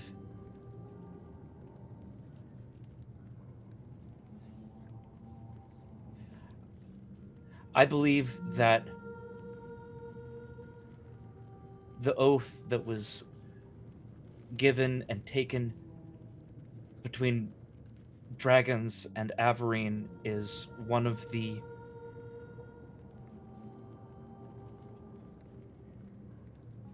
noblest things that we've done as a people. Oh. You almost sound religious, Novak. Well, that might be because I am. You believe in the 12. I do. An Obeluxian who believes in the 12. And she gives you just like the slightest little nuzzle with her snout. And you take Skunk. 6 damage as you fly back across the 6? chamber. I rolled 3 5s and a 6 on this D6 die. Fucking hell. And you fly Yeah, I'll take that. back, and she says, oh, you've gone across my chamber, I see. I'm okay. Give me a second. Try and get myself back upright. You amuse me, Zakhed. I've decided I will not eat you today.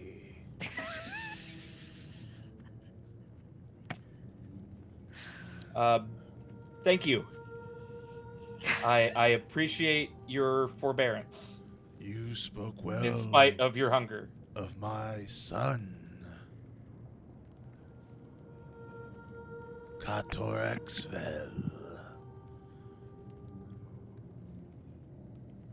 Oh? The first dragon to bond with one of you fleshy little things. Yes. It is why I am here. To maintain the pact. We dragons tithe our eggs to the Solspire. But it's important for them to learn the ways of the dragons, you see.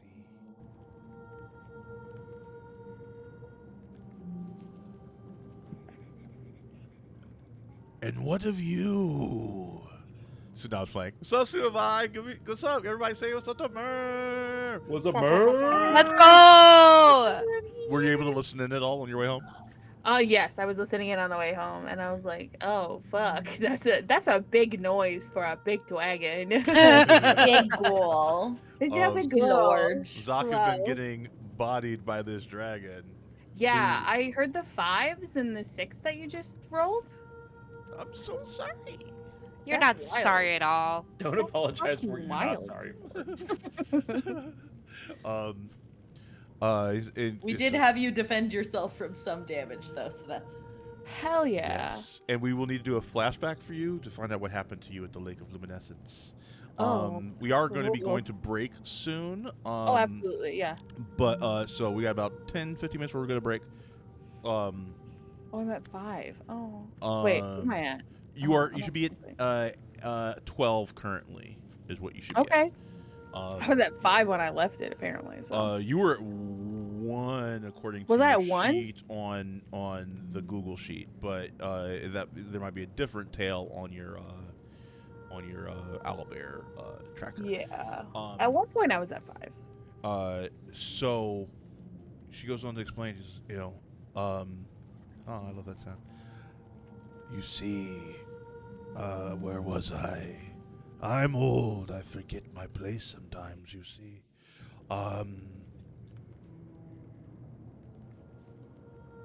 Yes, I tithe. We tithe our eggs. And I have committed my life to this, to raising the eggs, to making sure that they know the culture and the ways of the dragons.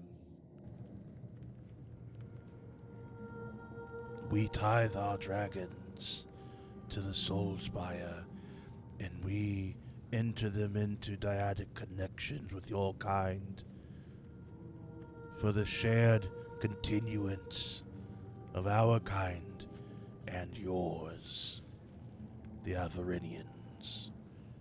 I will count you as one, Zakhed Novak, since it seems that you have renounced the ways of the Obelux. I can smell Sacrament's favor upon you, the old one of his acorns, don't you? I do. And you, tall one, what is your name? My friends call me Sulvite, and that is the name that was given to me by the matriarch of my family. Oh, quite the serious one, aren't we? I feel like I've been dropped into something, and so I was going reverence- to say it seems like you may have dissociated for the first hour of this trek you've had today. a bit, and I'm just, happy to be around us, and if nothing else, my family has showed me to show reverence to incredible creatures like yourself. You do not seem like an Avarinian, and I'm your not. accent, it sounds of the sundered sea. The one and only. Ah. Are you one of the Nuanga? I am. A great people. An old people. Older than Avarine. Yes. What brings you here? What brings you to my Solspire?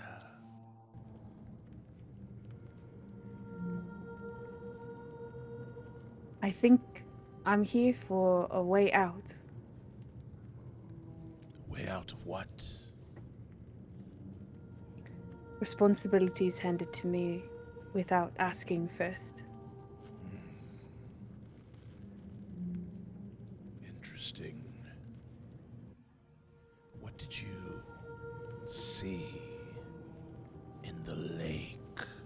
And as she says that, we are going to do a quick little flashback. Suavai, you're crossing the Lake of Luminescence, this lake that looks like a pool of light. You're being ferried across it by two crystalline kobolds. You've watched your friend Twyla get into it with one of these kobolds when she tries to tell everybody not to look in the lake. Everybody else ended up looking in the lake, and even Twyla ended up looking in the lake, and they all saw something incredibly affecting. But now we need to find out what you saw in that lake. First of all, did you look in the lake? Yes. I used to live on a boat, you know. It's fun to see all of the creatures at the water break coming up and stuff. So Yeah. I'm intrigued and curious. Roll me a will save, please. Oh my gosh. I just got here. And I got new dice for this character. Because I went to a Ooh. convention this weekend. So I got brand new dice for Suavite. Were you at GaryCon? I was at GaryCon. Did you meet any cool people? I met one person, then I got really bad social anxiety and I didn't say hi to anybody else. Aww. But then I spent $350 on stuff. Hell yeah. I talked to them. So, okay, I need my thingy. Well, this is me. Perfect. And this is not disadvantage. That is a nat one.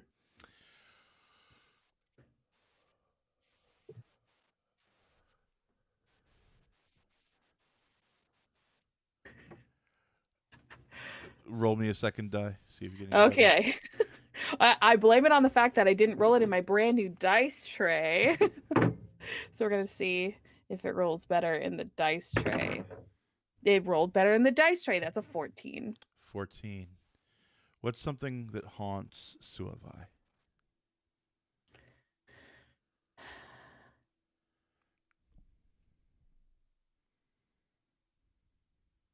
I think it was oh my goodness, what was her name? I have files on you, so if it's something. That No, we talked it about, was I from don't our children's campaign. Was it This Delphi? is Delphi. What haunts me is holding her hand and it's slipping through my fingers. When I was a child and we were in Palatea. You fall into a memory. You see the devastation of Palatea happening again before your eyes. You see Mrs. Delphi standing there and falling, and you see yourself running and jumping after her, and all of a sudden you are that child again. And you run and you jump and you reach your hand out, and she grabs your hand, but as you look at her, it's not Mrs. Delphi. It's this huge blue figure that grasps your forearm and says, "You can't run away from who you are," and pulls you into the depths of the fire. And you go tumbling, head over heels, tumbling, falling. And you hear the voice of your father, Vinisigi. Did I say that right? Vinisigi. Vinisigi. Mm. You hear him say, "Run from this."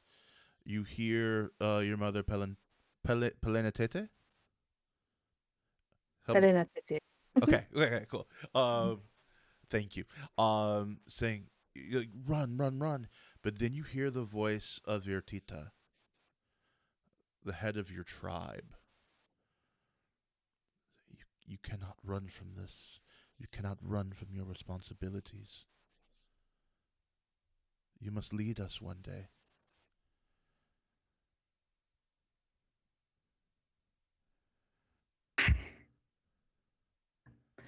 I can barely lead my siblings anywhere. I can't be you next. How? You ran and that woman died. But I tried. Right? But you failed. That's not the point. The end is always the point. Why is it not getting there? Why is it not the trial? Why is it not me holding her hand? The last thing she sees is my face. Why is it not any of that? Come back to us. You don't belong with them. You belong with us. And if I don't come back, what are you going to do then?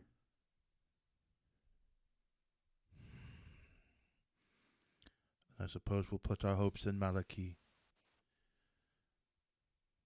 And if he can't do it either? Then perhaps this is the end of the new Anga. Why? Why do you put all this pressure on one person? Why is that the way? Reawakening. And as you hear that, you hear a voice. I can help you.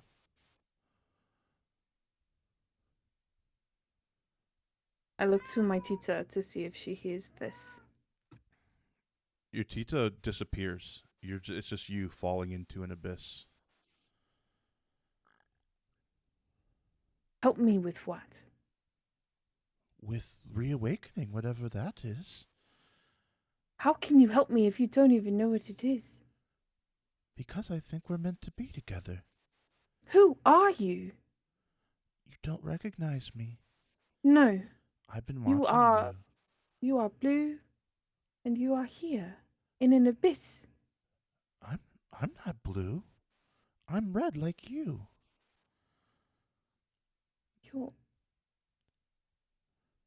Have we met before? I've been watching you for some time. But why have you been watching and why have you not come? Because I haven't hatched yet.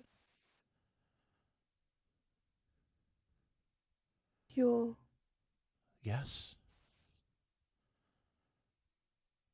Oh. Now what? Now you continue. And you carve your own, no, our own path. Why can't you be a part of it? Why do I have to carve it? No, we carve it together. Yes. Once you find me, we'll never be apart. Where are you? I'm in the hatchery. Find me.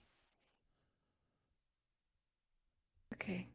And you find yourself staring at the brood mother. So, what is it that you saw on the lake? I saw a reflection of myself. I was told to leave.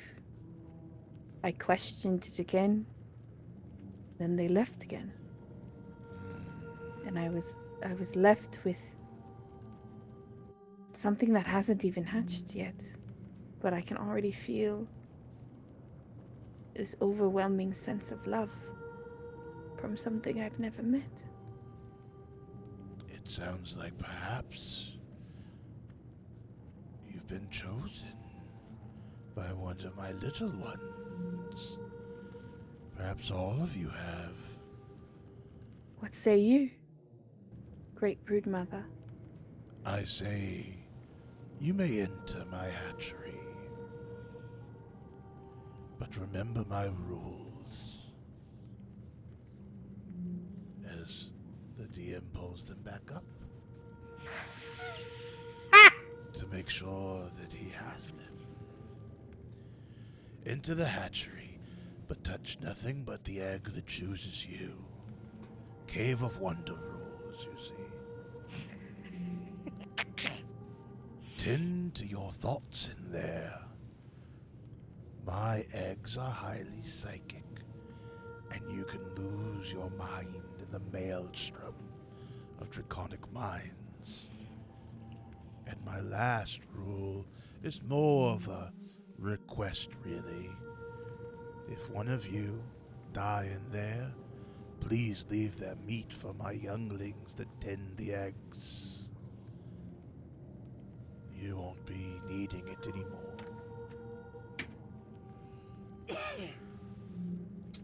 And with that, two huge doors open, and as they open, you see a sea of eggs that we will go check out after the break.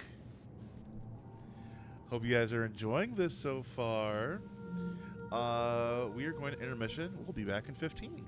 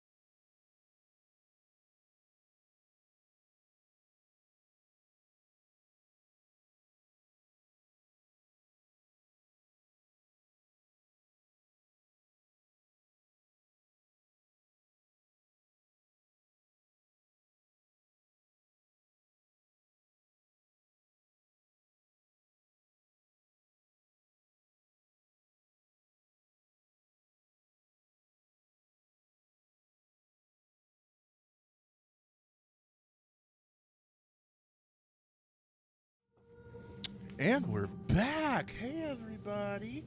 Hope you like our new intermission card and our stream starting soon card. And if there are any other YouTube streamers out here that like the designs of these and they want me to make some for them, I certainly would do that. You know, I'm a working artisan. I could use the money. If you like my digital creations, hit me up, man. I'm having like leftover soup from a local diner that I had the other day, and it's like very much like old people soup. I feel like an old person right now. Hell yeah. Merm, let's do a quick check-in with you because Sadie is should be back any second now. Let's do a quick check-in with you. How you doing, bud? I'm doing okay. I'm really glad I don't have work tomorrow, so I'm just gonna be doing some stuff that might be available for purchase soon. Yeah, love that. Love that. All right. Let's hop back into it. I had a request from the party here, specifically Liam, who really wanted to know what happened when Victor and Nyla talked to the Brood Mother. I'll tell you about Nyla. I'll just kind of talk you through what happened with Nyla.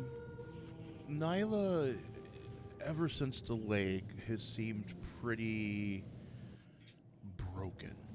And the conversation she had with the Brood Mother was about whether or not she was cut out for any of this stuff. I don't know how that conversation went, and I don't know if she's actually going to continue any further with you. I'm going to roll a die. I think with what happened to her, I'm going to roll a disadvantage. And if she can get above a 10, she will persevere and go into the hatchery and maybe get chosen by a dragon. But if she gets below a 10, her rider's dreams end here. What do we think, people? What do you think is going to happen?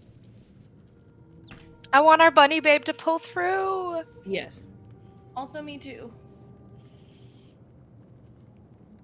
Okay, I will save that for after the Victor scene to see whether or not she goes in. For the Victor scene, I don't want to do a whole scene where I'm talking to myself. So I have entrusted this task of playing the Brood Mother to LJ. LJ, play the Brood Mother for me as we find out what happens with Victor Emerson. As each of the other members of the Tessera flight have taken their turn, there is one member who stands slightly behind the rest. And the Brood Mother lets out a rumble that sounds slightly impatient, and a snort that ruffles the red shock of hair above his head, and says,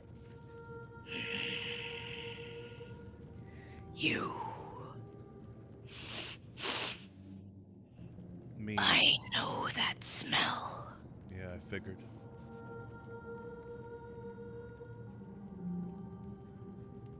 Son of Embers. Yep. I have not smelled one of yours in an age.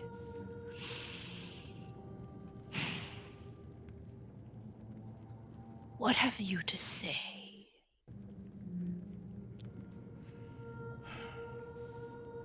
I am of my family, but I am not my family. If one of those eggs in there are to choose me, I will do my duty to the best of my abilities. Your boredom bores me, boy. Show me the fire for which your house was named. Why should I allow you to come near my brood? I temper my fire because I don't want people to be hurt. And I don't want to extend my curse onto other people. A curse, boy. I smell no curse on you. What you fleshlings choose to give to your names or take away is not of my concern. What I care about is the spark, the flame that burns inside of you. Flames can be hot and burn, yes, yes, I know it well. But without them, a soul can die of the cold just as easily as it may die of the heat. Have you found a balance? You want to see my heat? Look inside my soul. I know you have the ability to do that. And tell me what you see.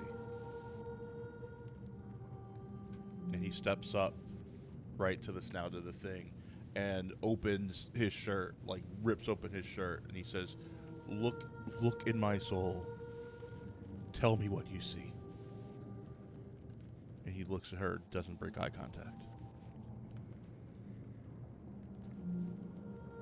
Little spark would give an order to a great worm. I think I like this new breed of Emberson. I will not tell you what I see, but I will tell you that I like it. And she leans forward as she says that last bit, and you see her lips draw back into what you think is a smile. You're not sure. It is one of the most terrifying things you have ever seen. Each tooth carved in crystal with some sort of vague redness around the edges that reminds you that this is an apex of apex predators. Does Victor flinch? He does not.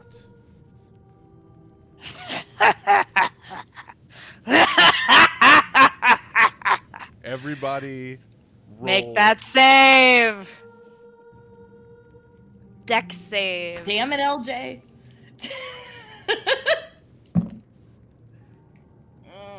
Liam got a 17. Advantage? Everyone else? I don't believe so. I think, what is your stat on Dex? I can see it on your sheet. You are neutral, so you make it regular. Okay, perfect. Where is everything? There it is. Dex. Oh my god, that's another natural 20. What the fuck is that? Amazing. Mine was a dirty 20, so. Okay. Noise! Zach, what about you? You are muted, my love. But I imagine you sounded wonderful. 13. 13. Oh wait, no, you're in your wheelchair, so you don't fall over. Yeah. I'm going to say just for flavor, because Twyla rolled that natural 20, that Zahed's wheelchair starts to just kind of roll backwards for a second, and Twyla sticks her foot under the back of it. I like it. I like it. Victor says something quietly to the brood mother that nobody else can hear.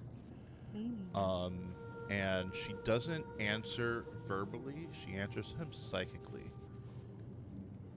And you see them kind of staring at each other for a while, and then you see him bow and reach his hand up, and she bows and lets him touch her snout. He stands up and like looks at his shirt and like tries to like fuck it, and kind of leaves it half open, and he's like, I'm ready. And as all of you were about to head into the hatchery, Nyla says, hey,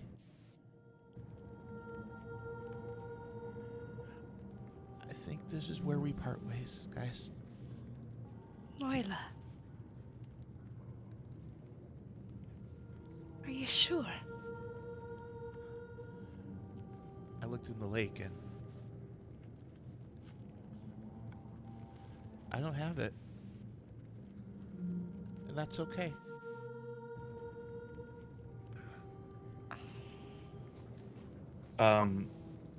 Zakhed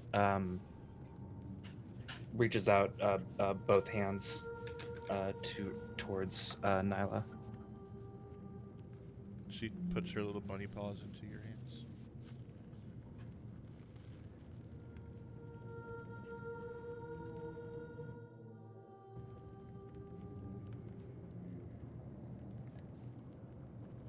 Don't let anybody make you feel less for this decision.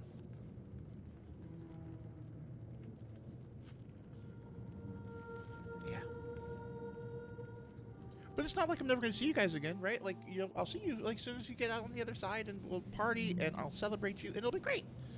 You know, and I'm sorry I won't be able to travel with you and whatnot, but, you know, we had 2 awesome years at the Solspire together, and I'm really happy that I met all of you, and I'm sorry that this is where our paths diverge, but maybe they'll come together again later. I sincerely hope so. Yeah, I There's bet you do. There's nothing to be sorry about. There's nothing. The future that we have together is the future that we have. And the past happened and the present is now. Nyla, there is nothing for you to be sorry about. You are making a decision for yourself on your own terms. And that is incredible. Yeah. Yeah. Whatever you do, you're going to be brilliant. I know it. Thank you. Yeah. I'm gonna be great. All right, you guys go. Don't let me. I don't want to dim your shine. You go. I'll see you on the other side. I give her a quick hug. Oh, this is nice. Thank you. And then she's like, all right. Well, this has been Nyla Budfee. Over and out. And she turns around, and as you guys are walking, you hear her talking to Broodmother. Broodmother, do you have any like special like magic crystal dragon coffee? I was like, I love coffee. And you hear the dragon go, let's get you something to drink. as you guys go head off. Okay, I'm not gonna lie. For like 2 seconds, I thought the broodmother was gonna eat her, and I was gonna cry. Oh God, that'd be awful. Sorry. You think I'm that evil? She told us to It's leave the funny. dead bodies of our friends if they died for her children to eat. I don't know what's bad manners Dragons for a gotta dragon. eat. Dragon gotta eat. Yeah. Eat. Oh. Zak was on the menu for a hot second. Looks Was- like meat's back on the menu, boy. All right, and you head into the hatchery. As you step into the hatchery, let me change. Remember to steal your minds. Shit's about to get really psychically intense. Let me pull up. Oops. There it is. All right.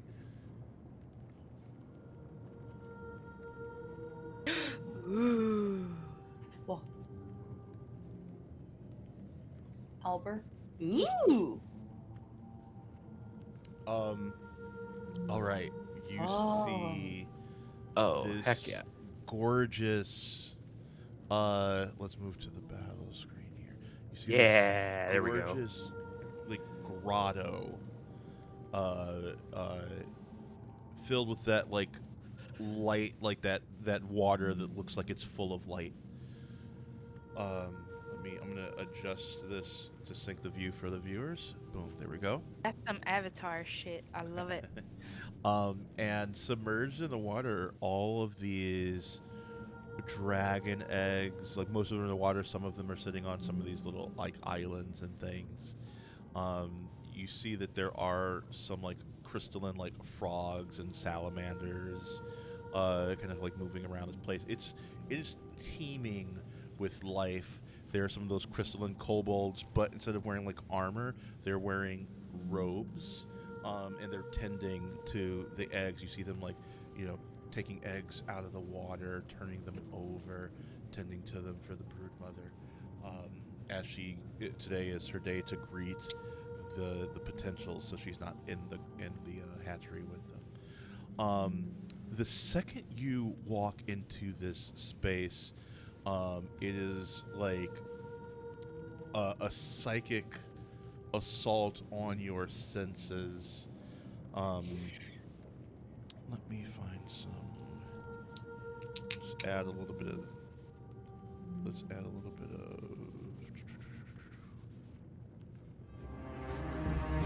No, that's not it. 1 second. We're Gonna add stank on it. Gonna add some stank on it for sure. We need some stank up in this motherfucker. But I want some sanctum sounds, I think is what I need for this one. Yeah. Stanktum. That's gonna have what you want. For anyone who wasn't looking at the ninja chat, just a reminder, we have one party reroll from last game. And they don't carry over between sessions. Oh, sad panda. Use them or lose them. Alright, well then we don't have that. But everybody except Suavai still has their inspiration die from earlier. I love her like nat ones. Wow. Twice now, I have re-rolled either at disadvantage or flat, and gotten a better roll. My dice are being weirdly nice tonight, and I know I'm commenting, and I'm gonna jinx it immediately by commenting. Oh yeah. But it's super weird. I re-rolled. I rolled 2 11s, and then I re-rolled and got a 16 earlier, and then just now, I rolled a 10 and a 6. And I was like, oh shit, I was supposed to roll that flat. I rolled again, it was a nat 20. I'm like, why? What's happening?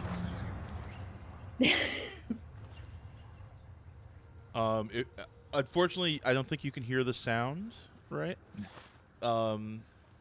If you want to check it out real quick, you can hop into the Twitch and hear it. It's very spooky.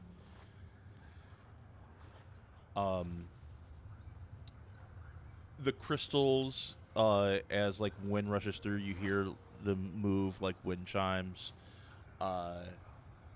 The kobolds in there look at you, but really don't pay much attention to you, as they're completely devoted to their current task. I'm going to need each of you to roll to see how the voices, all the voices of the baby dragons affect you. We're going to go one at a time. I'm going to need y'all to roll D100s. Thank you, Flyer Maria, for the reroll. We got a party reroll just came in here. Oh, it's raining in the chat. We're going to start with Suavai. Suavai, roll me a D100. Remember the last time. Gotta pull it out. I can't remember the last time I rolled percentile dice. What a treat. I have an arcane trickster in my home game. We roll them all the time. I forgot. I played a system that was only D100s. That's insane, and I love it. What was it? Oh no, I forgot. Wait. Oh, it was when I was playing Gallo, and I forgot. It was a horror. It wasn't horror. I'm in the party. It's not horror because I keep making fucking jokes. Okay, here we go. D100. That is a 49. 49. As you hear all of these voices, you are trying to find your words to speak. What are you trying to say to your friends? I think it's right over here. What comes out is complete and utter nonsense. You're just babbling. And you are incapable of normal speech or spell casting if you have any spells yet, but you don't. As you have forgotten language because there's so much noise in here. It's confusing your mind so much. Zachhead.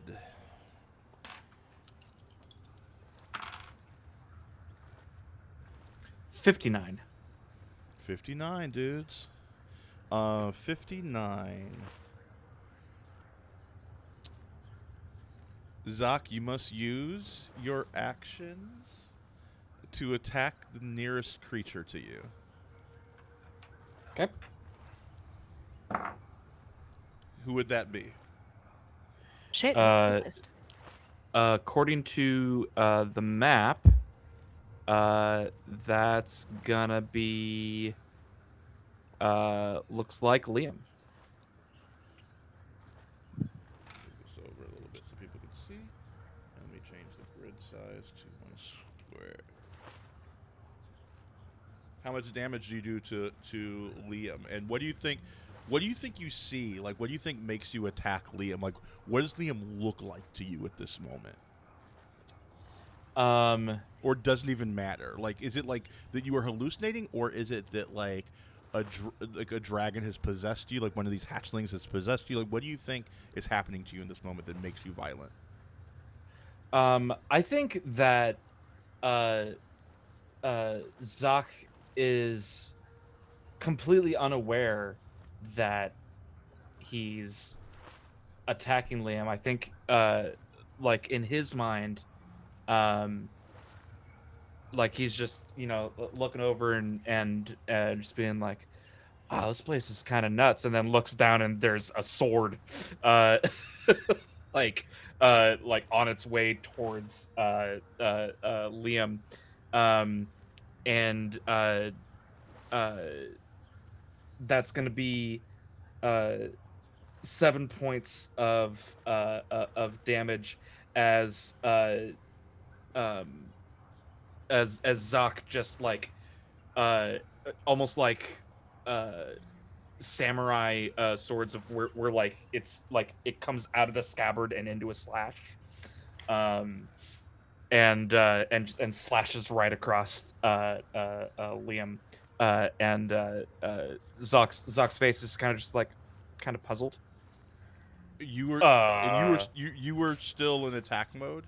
Every time I come back to you, you will attack somebody else if whoever's the next closest. By the way, If you will allow it, I rolled myself a dex save to see if I could react in time to take the defend action. Will you allow that? I will not this time. Next, let me roll that. That was 5 damage then? 7. 5 damage. Or 7. 6 damage. 7. Ooh, damn. Cool. Okay. I'm have 2 hit points. Thanks, buddy. Okay. It is Liam. You are up. I need you to roll me a D100, please. Be good to me, dice. I use my crystal dice. Be good to me. Whoa, hey, you're bleeding. That's a 77. 77. Okay.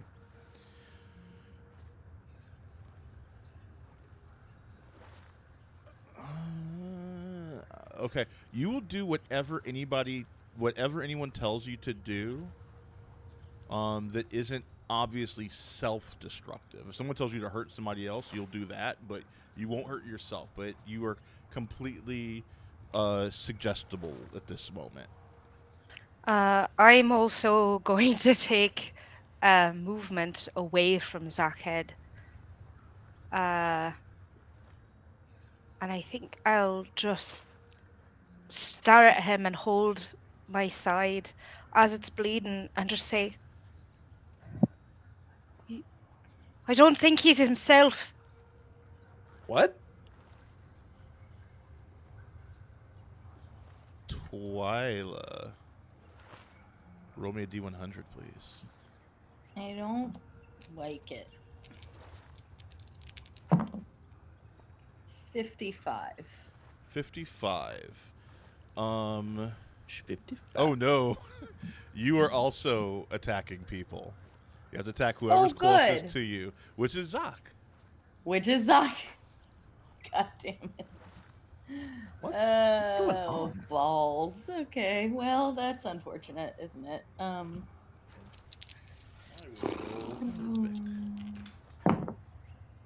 Okay. Oh dear. I'm so sorry. That is 8 piercing damage to Zach.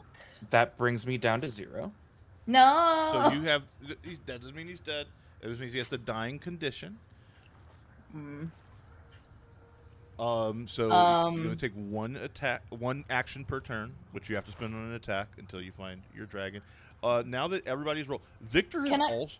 Oh. Victor has also rolled, and Victor has fallen to his knees, and he is screaming because he rolled in a certain zone that none of you rolled in that would have given you a very cool vision that he is now getting instead. And he is just kind of screaming as he's seeing something. Now that everyone has rolled, I need you each to make, if you want to try and get out of this, I need you to make an insight check. We are going to start with, back to the top of that order that we just did, Suavai, roll me an insight check. If you fail this insight check, you're going to roll again on the short-term madness. Okay. Rolling insight, right? You said insight? Insight, yes. Great. It's a straight roll. I don't add or subtract anything. That's an 11. An 11. Roll me a D100 again, please. Oh, fuck. I'm gonna use the other dice that look like rocks. Because we're in a rock place. That's a rock fact. Yeah. Rock fact. Oh, shit. I dropped one. Of course I did. Oh, fucking course I did. That's the rock. I want Kitty to like run up that moment and like grab it and just run for it. It's just like a comedy of errors just happens. Yeah. The thing is I bought a fucking dice tray so I would stop rolling my fucking dice off my desk, and that just popped out of my dice tray and off of my desk. You're just too strong. Too strong. It was made of rocks too. That's a 28. 28. You have a choice. You become incapacitated, and you spend this time either screaming, laughing, or weeping. Dealer's choice. Screaming, laughing, or weeping? Yeah. Awesome. I'm gonna laugh uncontrollably. You all see all of a sudden Suavai like fall to her knees and begin like laughing hysterically, but I think it's like one of those like laughing where there's no joy behind the eyes. It's just like laughing but crying at the same time kind of thing. Yeah. I believe Zaked was next after that. Yeah, and I'm feeling stabby. Yeah, so first of all, attack somebody. Great. So that's gonna be Victor. Okay. So that's gonna be 6 points of damage as I'm looking over at Liam. I look over at Suavai, who's laughing, and like as I'm looking confused, my arm just sort of on its own just stabs Victor. Oh, fuck. He manages to yell through like the fugue state that he's in. Now roll me an insight check. Okay. I'm pretty good at insight. Nat 20 for a 24. Nat 20. Let's fucking go! Zoc. You hear a voice. Still your hand. Don't listen to them, listen to me. Can you hear me? Yes. You're hurting them. Yeah. Don't do that. I'd really like to not. Can you help? Find me. Do you see me? And all of a sudden, everything around you goes like gray and dim. Except for a light that you see in the water. It's gold and brown, and a swirling energy around an egg. Can you hear me, Zaked? Yeah. Claim me as I claim you. I'm gonna throw my sword away from me It skitters across the floor. You feel power beginning to course through your veins like you haven't felt before. You begin to feel feeling that you haven't felt in a long time. And I roll as fast as I can towards the egg. Am I gonna have to get into the water It's in the to water. You're gonna have the to. egg? You're gonna have to jump to the water. Then I'm going to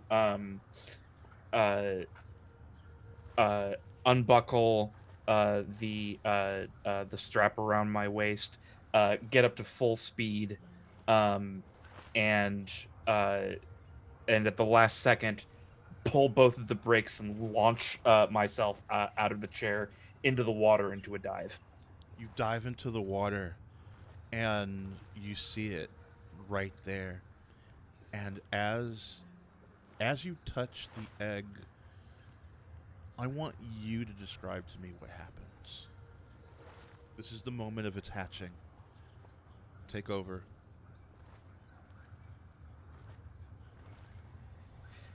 When Zakhed touches the egg,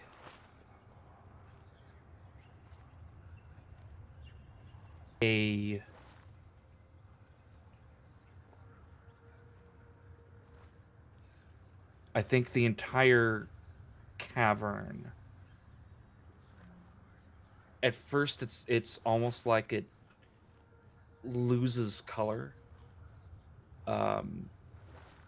because the flash of light is so bright, that it almost like desaturates everything else. Yeah. And as the light dims back down,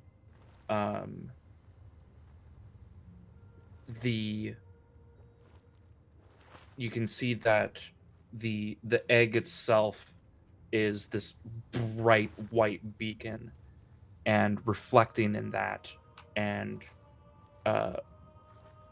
pouring out of his eyes, Zakhed's eyes are also shining like torches, and the light from the egg and the light from his eyes mingles. And as that happens, this beam of light shoots into the sky from your egg, and as the light dims, you look inside the egg, and you see it no bigger than a kitten, really, or like a medium-sized cat. You see your dragon curled up in there, just opening its eyes for the first time as it begins to move and climb out, and it puts its little snout to your nose and just kind of nuzzles you slightly. Hey, bud.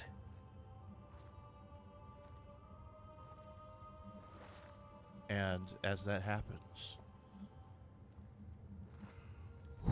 okay. I believe Liam was next in that. Liam, let me see what was affecting you on my list. You're, whatever anybody tells you to do that isn't obviously self-destructive. But everybody else, I think, is too wrapped up, so, like, that's not really gonna affect you in this moment. I need you to roll that D1, or I need you to roll the insight check first, please.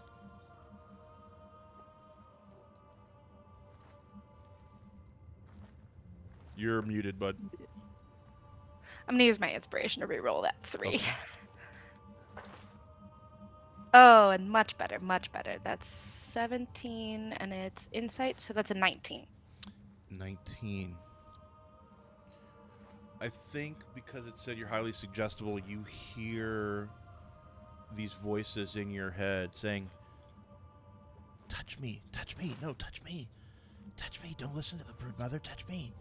You hear like all these dragons like trying to convince you to like break the rules because they want to see what's going to happen. Because they're little mischievous little fucking imps. And through all that cacophony, you begin to hear a voice. Don't listen to them. Do you remember me from the lake? Yes. Find me. Can you see me? And everything goes dim. And you see a blue light in the lake. Or in the hatchery waters, rather.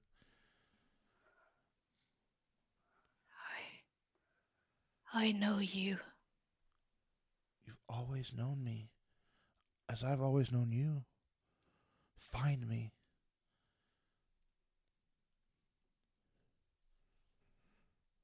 And I think Liam's arms fall limp to his side. He forgets that he's bleeding. He forgets everything. And he doesn't even swim into the water. He just walks. And Leiden ripples behind him until he's right next to it. And even though they're surrounded by light everywhere, the ripples he leaves behind him start to bleed threads of darkness, shadows. And as he reaches towards the egg, they gather in front of him and around it, and the light of the egg and the darkness that seems to be trailing his every move start to mix, almost like ink in water, but darkness into light, swirling and making shapes, almost patterns. When sound is played and there's sand, and it makes those geometric patterns that are constantly shifting. And the shadows start to shift on the light faster and faster into different and more complex patterns until finally they solidify for just a moment. And the light starts to crack. Bit by bit by bit. And you hear the voices around you like, no, don't touch him, touch us. We'll choose you. Yeah, we'll choose you. Yeah, we'll choose you. And at that last moment, as the cracks start to grow so big that they must give way to what's inside, he reaches his hand out and makes contact and closes his eyes. And just says, I know you. Yes, and I you. As you see in your cracked egg, you see a little head begin to pop out. Hey, thank you for the raid. Party of 14. Welcome, welcome, welcome. You've come at a great time. We are getting our dragons right at this moment. The players, they've finally made it to the hatchery and they're getting their dragon eggs. And this little dragon, this little blue dragon, pops its head out and begins to crawl up your arm and begins to like nuzzle in the small of your neck and says, and we'll never be apart.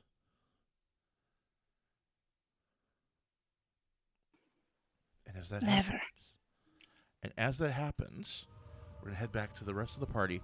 I believe City of Winter, awesome. And let's give you a shout out. Oh my goodness, thank you so much. I appreciate that. I love your vibes. I'll make sure to raid you if we end the stream before you sometime. I believe next up is Twyla. Hello. I need you to roll. Oh, I stabby. I'm still. Oh yeah, stabby. I need you to attack somebody, and then you can roll. It kills me to remind you of that because I'm pretty sure I'm still closest to Zoc, who is in the dying condition. Oh, except he's moved off. Zoc's moved into the lake. Oh, okay. Yeah. Oh no! So is it Victor? I think so. I don't You want can to just go- hurt just go for me. Victor. Do it, Go do for it, do it. Come on. Okay. I don't like it. Okay, those are much worse damage rolls. That's only 6 piercing. Okay. I think as you stab him, he grabs you and pulls you close. And as he touches you, he transfers what he's seeing in his head to you. And so as you stab him, he grabs you and you begin to see a vision. And it's something that sparks a memory, a vision of red skies and stars falling. But this time there's something else in the vision. A dragon unlike any you've ever seen, and you just met the brood mother. You see a dragon standing 700 feet tall above the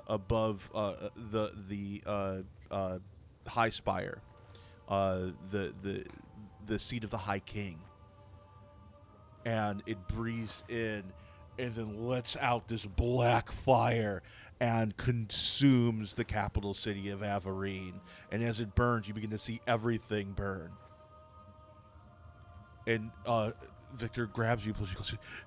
Do you see it too? Do you see it too? As he's crying. Yes. I need it to stop. Okay, roll me that will save right now. Okay. I have advantage on those, so that's good. That's good. Okay, come on.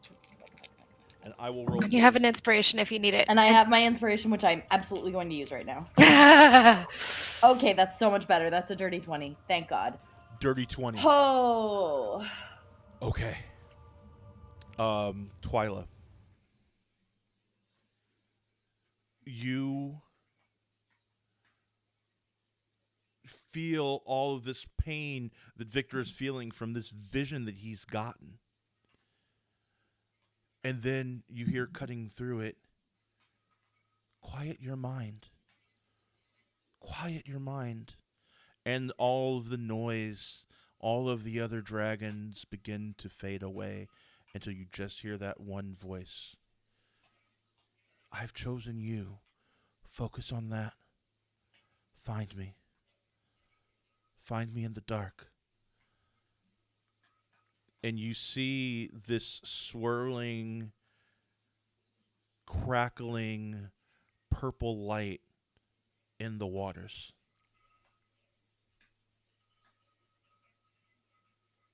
What do you do? Can I do something? This is a wild ask, and feel free to say no. Before I step into the water and swim toward the glow, may I give some of my HP to Victor? Yeah. As you begin to walk toward the glow, you feel flames begin, like purple flames begin to appear on your arms. And as you step forward, you wave your hand at Victor and send this healing fire to him and heal his wounds as you begin to walk. And as you step into the water, the steps that you take around you, the water begins to become like little bitty, like mini pools of fire around your feet as you begin to walk into the hatchery waters. I think it looks like if you've ever seen like burning alcohol, it doesn't burn the way that like paper or wood burns. It burns in this kind of blue flame, and it sort of dances in this very wavy way. I think it looks a bit like that in a purple. And she moves toward the glow. And as she reaches toward it, she feels this tremendous heat climbing up her arms from her fingertips, through her hands, up her arms, toward her chest, and then radiating across the rest of her body. and it almost feels like it's going to be too much. It almost feels like she's burning, but then right as it's about to be too much, it sort of plateaus, and she just feels this kind of roaring ember in her chest radiating out through her whole body. And with her hand still kind of radiating that dancing flame like the water around her, she reaches toward the egg and just touches it. And as Hello, you little one. and as you touch it, there's this explosion of fire. As everyone else is like kind of came out a little bit slow, this little guy bursts out of its egg and like jumps into the air. And it's just like, and you hear in your head like, I am free, I am born. And it's like jumping up and down like on your arm, and then like, oh, water, and then jumps into the water, and then immediately goes, I can't swim in your head as it's come like here, flopping around come in the here, water. little one. It's like, It's all right. that was fun. Can I do it again? Not yet. We've got to get you learn to swim first. Okay. Swim lessons, then swimming lessons. Absolutely. Okay, I'll remember that. It's like super like ADHD fucking dragon in your hand, and it's like moving around. It keeps like climbing up your arm around your back. It keeps trying to jump back into the water. Like, I'm gonna try it again, and you have to keep like catching it and pulling it back in. As it goes. Twyla's never been in love, but like this is like, oh, she's like, oh, this is what it's like. This is what they're talking about when people talk about being in love. This is what that is.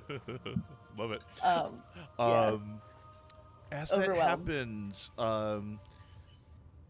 Suavai. Yeah. All right. Give me that will insight check again, please. Yep. Oh, did I take damage when I gave him some? Sorry. No, you're fine.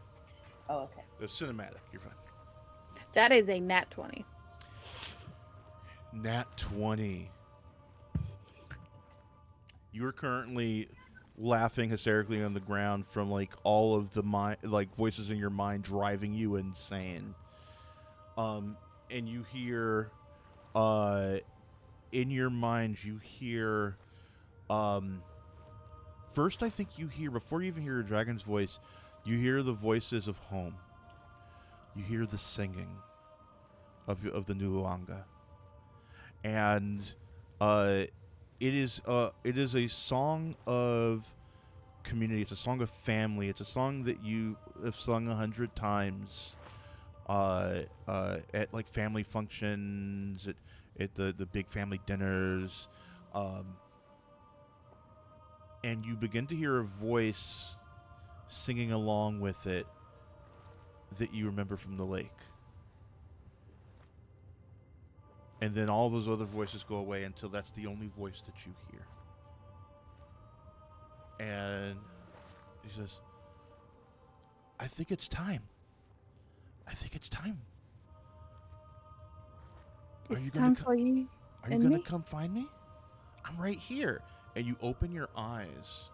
And everybody else, it was dim for them. For you, everything is like red. Like everything is red.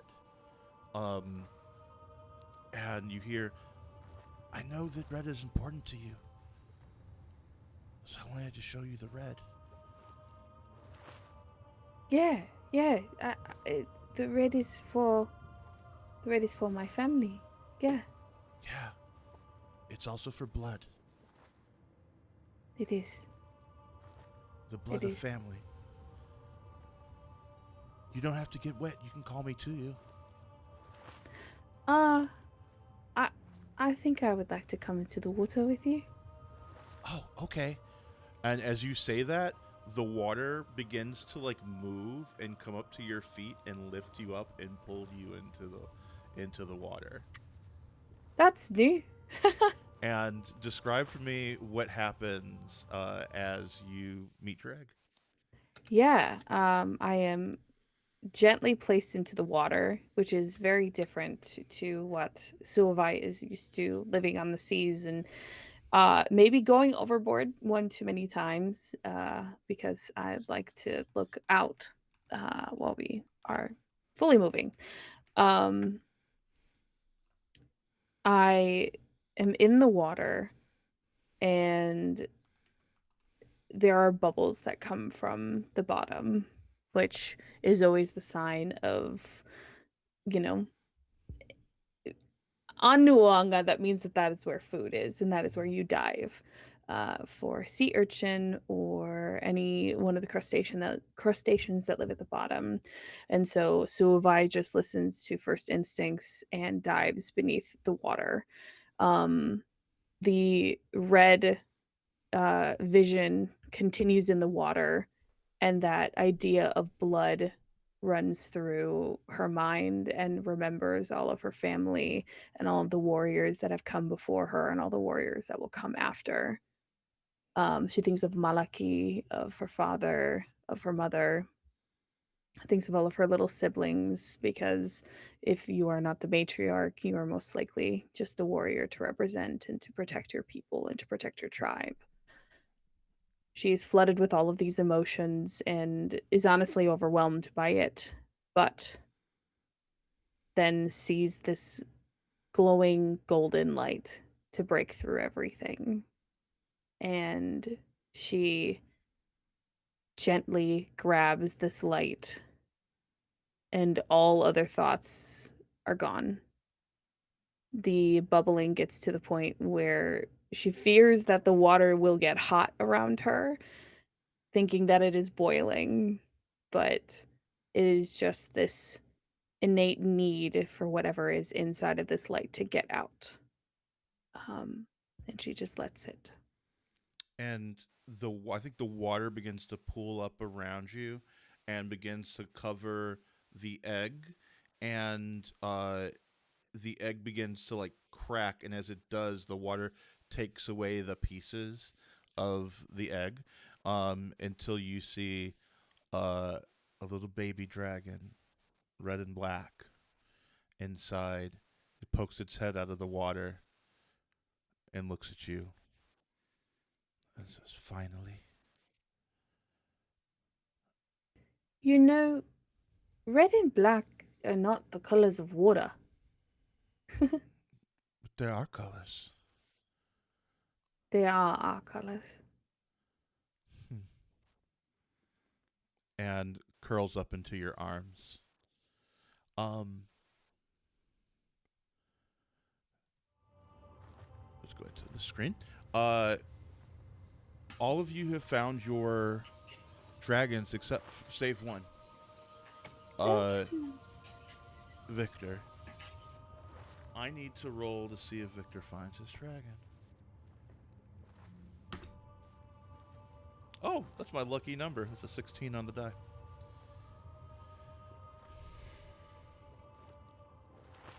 Victor feels this healing power from Twilight, and I think it kind of helps clear his head. And he begins to like pound his fist on the ground. And every time he does, you hear like the peal of thunder begin to happen. And his eyes begin to crackle with energy. And he disappears like a lightning bolt into the waters. And you see all this like crackling energy like moving through the water. And when he comes out of the water, you see him holding an egg, and like this like mini like lightning bolt comes down, hits the egg, and it is as the egg explodes in his hands, and all that is left is the little dragon within. And the energy is kind of like flowing between the two of them. And he looks at all of you. We did it. The riders. We did it. I don't know if I call myself a rider yet, because I cannot ride this. Then I like hold it up. But we Cannot ride will. this yet. We will. And Victor's dragon is jet black.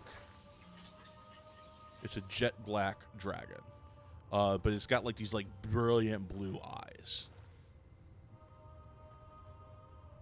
The doors open back up, and the brood mother beckons to you all to come back into the chambers.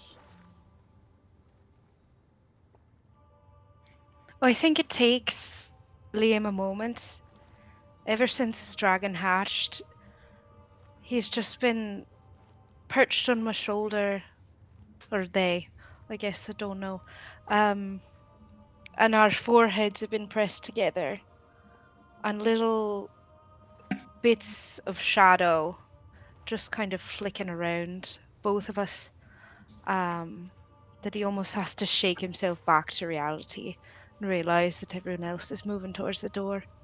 Like seeing all of you, I think, focused on your newly hatched dragons.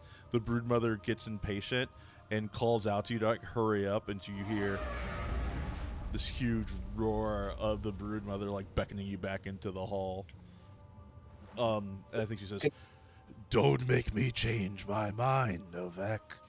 I could still eat." Would someone mind giving me a hand back to my chair? Yes, gotcha. Thank you. Yeah, of course. Right. It's okay. It was a joke. Still need a hand. I think Liam swims over and brings Zackhead over to the edge of the water if someone else has grabbed his chair. Yeah, absolutely. Thank you.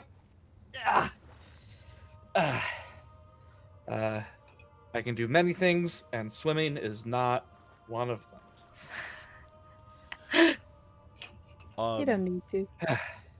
The broodmother waves one of her claws, and the back wall, a seam opens up on it, and it swings open, and you see the outside again. The top of the Solspire, you can see like all of Averine from here. You can see the Sundered Sea. You can see twinkling in the very distance on the horizon, Suavai. You can see home from here. Pax Maxim is waiting there with his dragon and smiles at all of you. Welcome to the ranks. And scoops you all up in a huge hug. Am I taller than Pax Maxim? You are, but he's stronger than you, so he picks you up no problem. This is interesting. I've never experienced this before. Yeah, he has the strength of a dragon in him. He like scoops you up, lifts you all up, twirls you around. Your dragons begin to scurry over to his dragon, and they begin trying to play with her. And she's like blowing at them as they like go tumbling away and then coming back up, and she kind of relents finally and lets them like climb her scales as they're all kind of playing. Yeah, like, get her. Just as you have learned from me, they will learn from her. I'm so proud of you all. And don't worry, Nyla's okay. What is it, Liam? No, I was just going to say, I think Clean and Baby Blue just got a whole hell of a lot more interesting. Indeed. What do you think, Blue? Think you can make some dragons out of these little runts? Yeah. She says it's going to be all right. Well, we should get y'all back down. I know I've never let y'all do this before, but now that you are going to be riders, hop on as he like does like a backflip onto Blue. Hop on and hold tight. Cool. Yeah. And you see he's set up like rungs for all of you to hold on to, and he's like created a little like cradle to like lock your chair in, Zoc. This is going to be a heavy load for her, so it might be a bit of a bumpy ride, but part of being riders is showing no fear. Y'all ready? Hell tuck And my Yeah. I tuck my hatchling into the front of my jacket and I button him in tight. what's Okay, let's go. what's a word of emotion that you would think what you would say at this moment as you're about to like fly for the first time? Euphoric.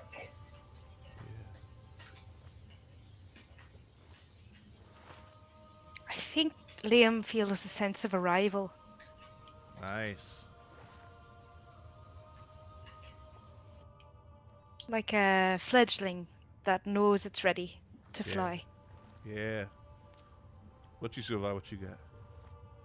It's a feeling of finality. Okay. Zach? freedom. And with that, Blue takes 1 bound, 2 bounds, and then jumps off the top of the Solspire. And at first you feel like, oh, we're flying, as she then tilts down and you feel the rush of wind on your face as she dives toward the ground. Your dragons curl up inside of like your shirts or wherever you have them tucked away. And you can feel like the power connecting the two of you. You can feel like their sense of wonder. It's like, oh my god, we're flying. And then right before you hit the ground, she swoops up and takes you into the sky and does a twirl. Everybody, just real quick, let's see. Everybody roll me a finesse. No, we'll call it a might check to see if you Yes. hold on. Okay. Fuck yes. I get to roll this with Hey, advantage, Ty, right? what's up, brother? Good to see you. I get to roll this with advantage, right? Do you have a ability that lets you do so? No, Then but I no. have advantages on strength saves. Saves. Then yes. Saves. This isn't a save. This is a check. Okay. So no. Oh. Anybody get below a 15? Okay. I got 15 exactly. Okay. So Suavai and Zach are okay? Yeah, I got a 25. Okay. All that, you got a 25? We going someplace. That smile. And they twirl, and in Twyla, Liam, you go flying off this thing as it twirls through the sky, and Pax Maxim like looks and kind of laughs as Blue banks and flies underneath you, and just kind of effortlessly like reaches out and like grabs each of your hands and like pulls you back on. When I say hold on to the rungs, I mean hold on to the rungs. Right. Got it. Cool. It twirls you guys a couple more times before finally coming in for landing. I think I have a sound effect for that. Hold on. I have dragon landing. For the listen to that, chat. And Blue lets out a huge roar as all of you kind of tumble off of her back. All the other Paxes and Voxai that stay at the Solspire are standing there, and they're clapping and they are cheering you as they kind of come up to you and are clapping your backs. They're so proud of you, and you feel like everybody kind of around you. Victor looks happy, but also serious, and I think he looks at you, Twyla. With like knowing look, like we should talk about what we saw in there. As he kind of gets swept up in all of the like action and happiness that is happening in this moment. I give him a nod for sure before he gets swept away. A sort of good. We're going to fast forward a little bit. It is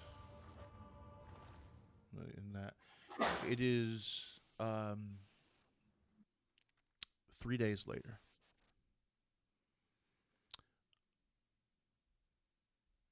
You have not talked at all this day. you've been preparing. You have donned your ceremonial armor. It's not armor that you take out on a ride. It's armor that you wear for like special ceremonies.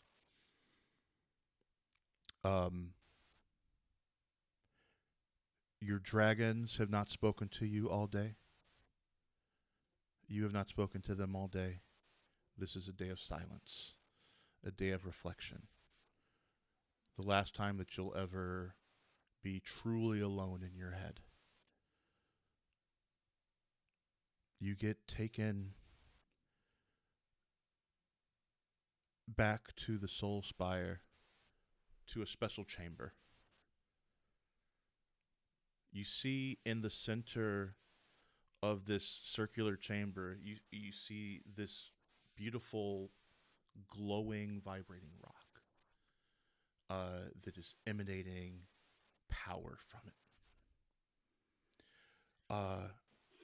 All around the room are Paxes and Voxai standing there, also in their ceremonial armor. It is time to take the oath of the riders. You might want to make sure you have that up. The Vox Docere standing there looking at you and the other potentials that made it through. In all, only 15 of you were actually chosen.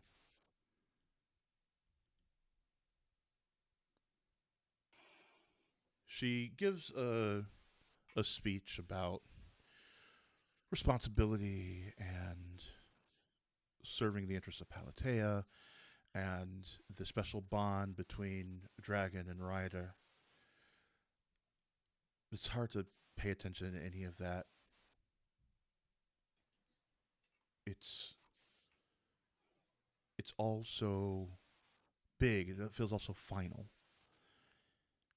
In the past 3 days, you've felt an incredible bond with your dragon already. But the second the two of you touch the Aether Stone, for that is what you see in the center of this room, you know that your souls will be truly fused together. A dyad will be formed.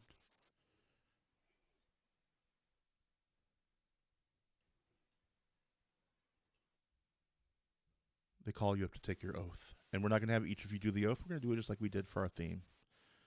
So each of you say your line, and then at the end we'll say the last part together. Before we do that, I'd like you to tell me what your bond means to you.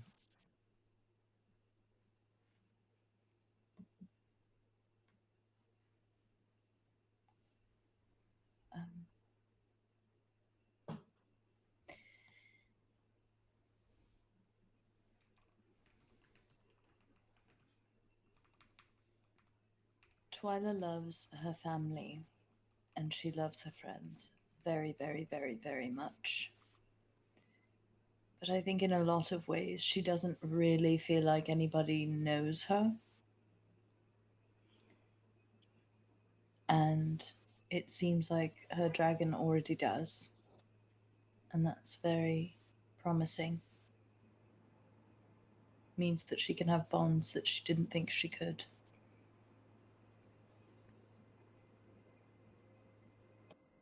Suva. This bond is tradition and what I want to do. It is, I am bringing Nu'uanga everywhere I go. And it is this tiny little dragon that calls on water like my father does with a boat. But it is not my father. It is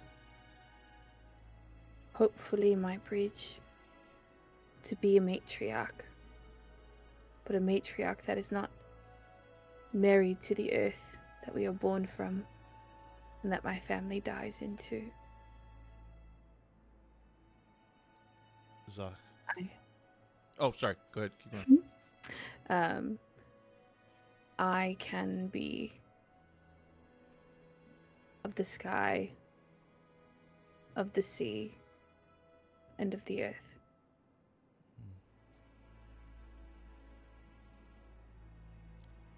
Zaked. This is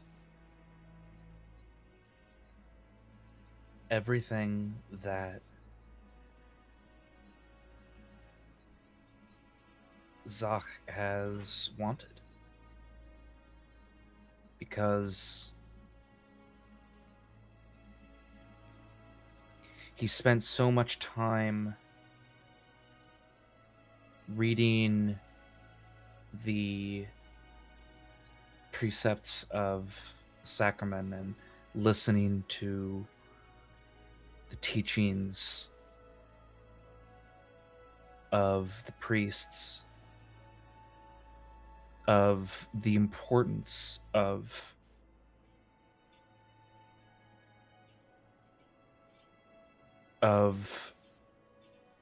staying true to the oaths that you take, but also in the discernment of which oaths to bind yourself to. And more than anything, he's wanted a way to prove himself. To prove that he can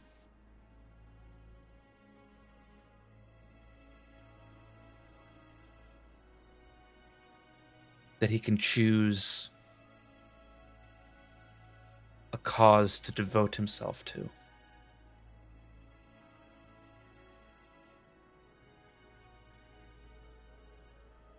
And prove that he is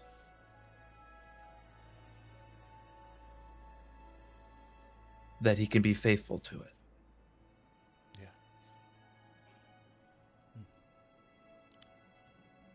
Liam.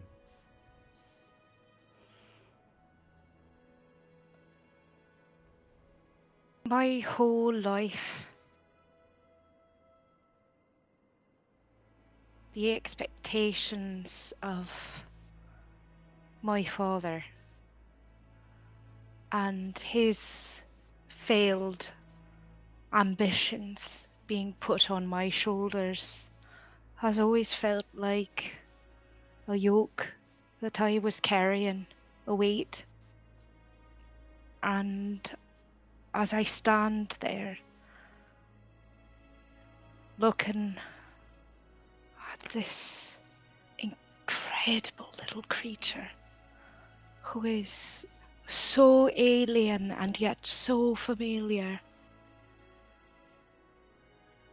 the dream of being a rider truly blossoms into Liam's chest for the first time, and it feels not like a yoke he was meant to bear, but a mantle that he is worthy of carrying. It's not a weight, it's an honor. That he can be a part of something, truly joined with something, and together we are greater than the sum of our parts. And that is even more magical than the shadows that dance around his fingers. And with that, we see this montage of each of you taking your oath. We hear snippets from each of you as you begin to take your oath.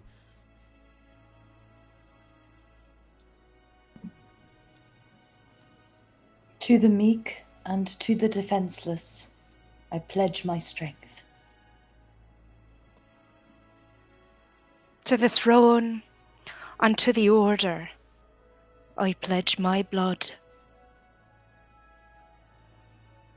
To the creatures of the first soul, I pledge my service. To the 12 and their scions, I pledge my faith.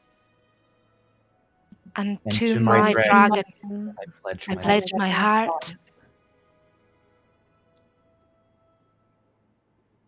and you see this flash of light from the Aether Stone as you feel your souls connecting and becoming bound with your dragon. As far as you know, an unbreakable bond.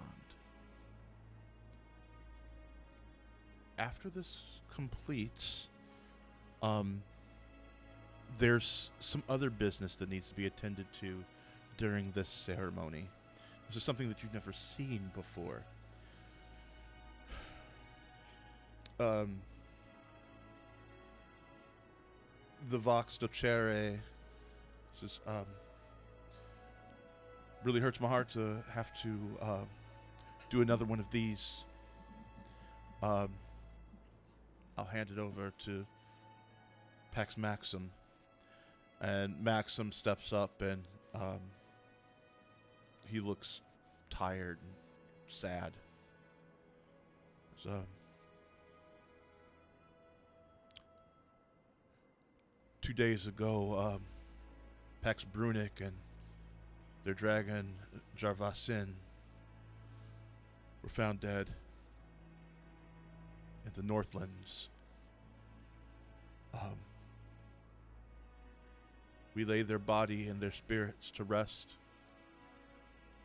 and all of the Paxes and Voxes draw their swords, and you feel like all this power rush to the room as each of them channel like the element that they control through their swords and through like the hole in the top of the ceiling, shoot their fire, their shadow, their electricity, their water, whatever power that they wield, shoot it through the top of this place in honor of him. You've seen this from a distance, but you didn't know what this was.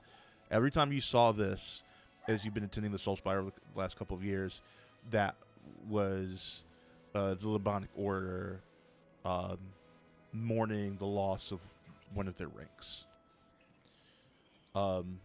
Maxim kind of like collapses into Loxocherry's arms, and she holds him steady, and she says, "It's okay, cousin. It's okay."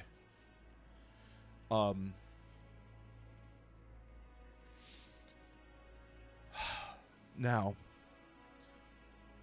we will move on. We will fight in his honor and in the honor of our fallen, and we will find out who is doing this, and we will stop them. The scribes of Urbis Opus have put all of their resources behind this. We will get to the bottom of this. I will promise you that. My Paxes, our dragons, we will find out who's doing this. Rest up, because in a couple of days, you begin the winding and the will. You will travel the countryside without your flight leader.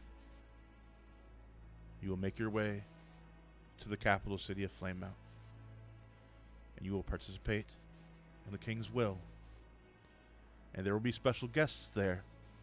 As you know, our country and the country of Obelux have been in talks, and they've agreed to show up there and sign a historic treaty that will usher in an age of peace. Hopefully you will not be wartime riders as all of us are. Hopefully you'll be able to do as our names suggest and keep peace, not war. Dismissed. And we do this. We do this. Yeah. And dismisses you all. Anything else you'd like to do before we end for the evening?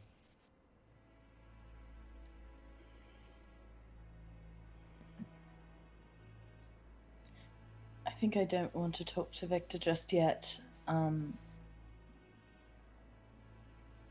But I make a mental note of it. And congratulate the others who've made it to the end. And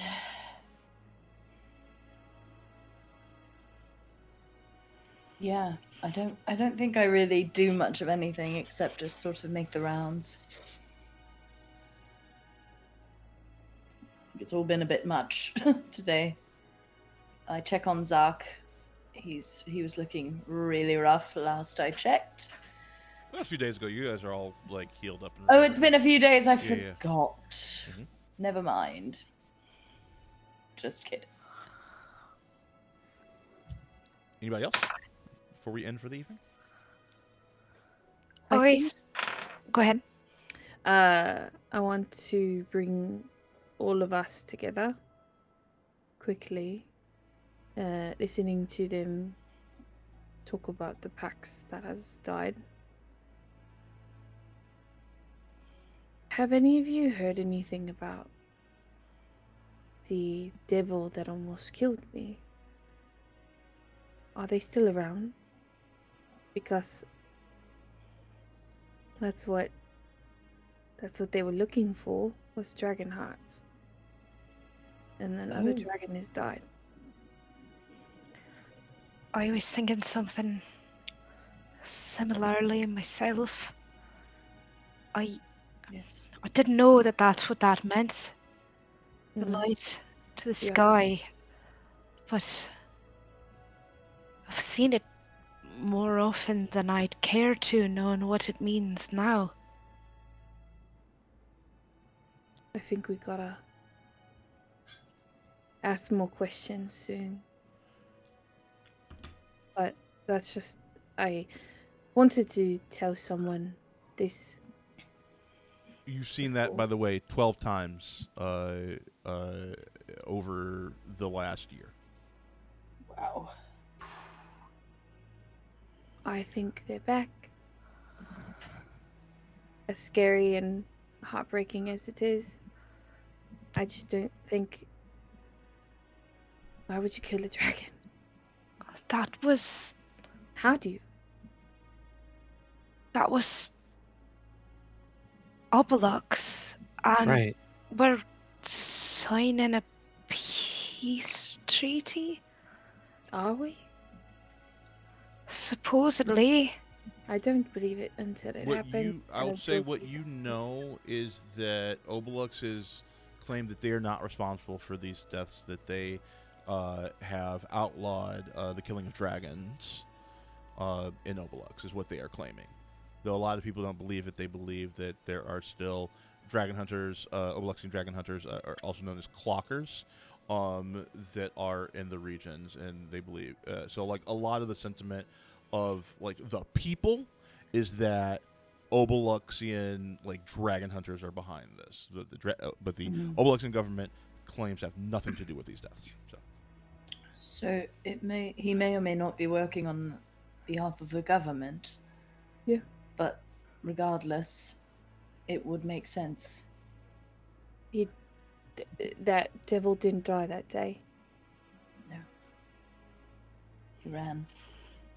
A coward. The question is, what part of this equation doesn't add up? Does the left hand not know what the right hand is doing? Or is it just everyone knows everything and has just the right veil across it? Wouldn't be the first time in history that a government has turned a blind eye to illegal goings-on that they didn't see any problem with, but didn't directly endorse. I think more importantly for us, it means that our dragons aren't safe. Yeah. As you say that, Actually. Zak, your dragon kind of like curls into your arms a little bit more. You can feel its fear.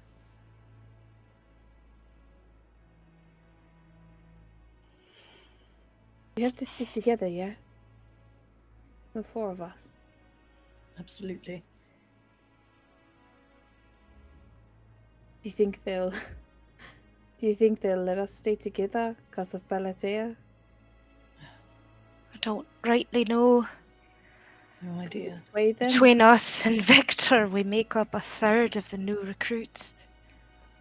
Don't know how many of them keep in the same places or not. That's mad. 15 people. DM, knew is it was that a a- large amount or a small amount or a normal amount? For For the graduate choosing. riders. So 15 out of 100 potentials that started at the 2-year thing, ending with 15 is probably about normal. Okay. But it's my point is I think I knew it was a steep ratio. I don't think I quite realized it was that steep. And how many of our classmates had to die? Too many. Too many. I miss meat pie. Always had good jokes. Me too. Question, where are all of you talking? Where are you having this conversation? A corner of the room. That are Yeah. yeah, come here. We need Us to the side. We are not in. There's no one. I'm the one that's like in the corner, like watching out to like watch for everybody, so that they do not come too close. Otherwise, I will make a face at them to go away. Unless it's Victor. Victor's like, okay, you can come to. I guess. Roll me a perception check, Suavai, since you're the lookout. Okay, I should not have been. I think I have a negative Okay, one. it's not about having the best person. It's about what happened in the story. It's all good.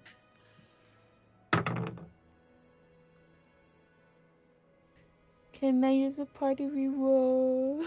I mean, you could, but you are going up against a natural 20, so That I is will a let you know one. that. I would like to try again. I mean, get sure. a 20. It's the end of the. They don't. the end of the They don't session. go Yeah. over. So Yeah. go Yeah. use Good it. point. Use them or Good lose point. them. Yeah, for sure. Go for Use it. them, use them. We're using it. It's a 9. It's a 9. You don't notice, as all of you are talking, that watching you from a bit of a distance is Victor Emberson. And he kind of looks at all of you kind of huddled together and kind of shakes his head and says to himself like, yeah, guess I'm still a punk. And goes kind of walks off. Takes a walk with his dragon. One more thing. Somewhere far away, we see a shrouded figure, boots on top of a desk, seems to be whittling something. A fiendkin is missing a horn and looks to be covered in burns. Comes in and like shakily hands this figure a scroll. And he opens it and says, "Huh, they actually made it." Let them ripen up a little bit more, but can't wait to meet those kids again. I fucking knew it. Let's pack up. Head to Flame Mount. See how things turn out. And with that, we end Chapter 1, the Solspire and the Choosing. As we get to go into Chapter 2, the Wending and the Will, which is going to be the travel from Solspire to Flame Mount, as well as the King's Tournament, the King's Will, as it is called here.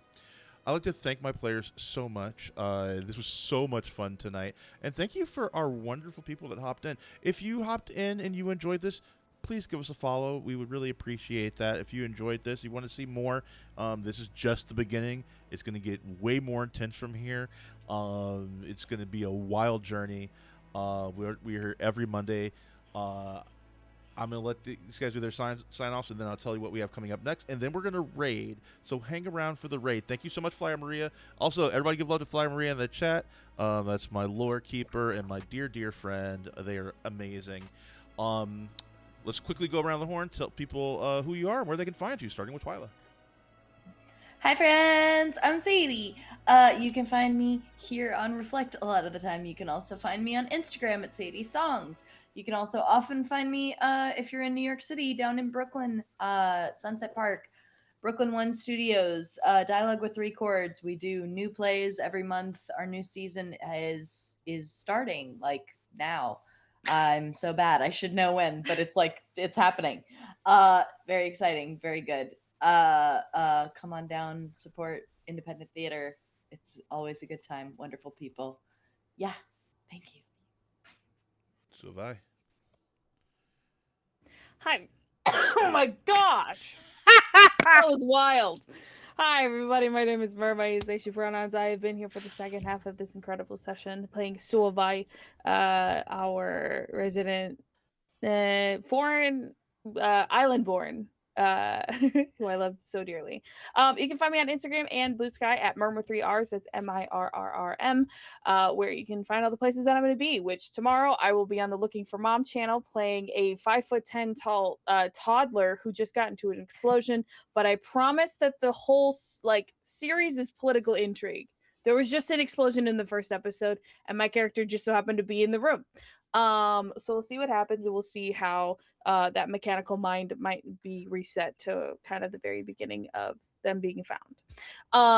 Let's see. You'll find me in a bunch of other places upcoming. I got a bunch of series coming up, so follow me on my social medias to find out all the cool characters I'm going to be playing up and coming. Yeah, that's me. Lovely. Zach. Hello, I'm John Crabtree. You can find me here at Reflect. If you check out our YouTube channel, you can see me DM our Tomb of Annihilation campaign. We just wrapped up our first season. So you can see that our lovely table of players there. Please check it out.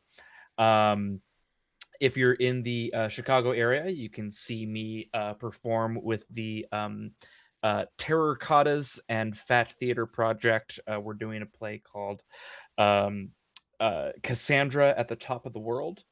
So come and check that out.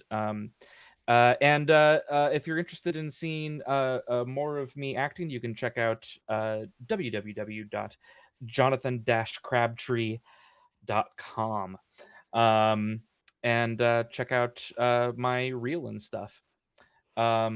That's it for me. LJ, you're up next. Hello, everyone. I'm LJ, they, them, pronouns. I had the wonderful pleasure of playing Liam, my lovely little stoat boy, tonight. I love this table. I love this story. I'm so excited for chapter 2.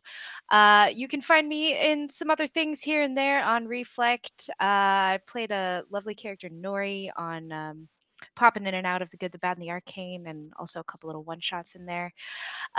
You can find me on Instagram at ljabes.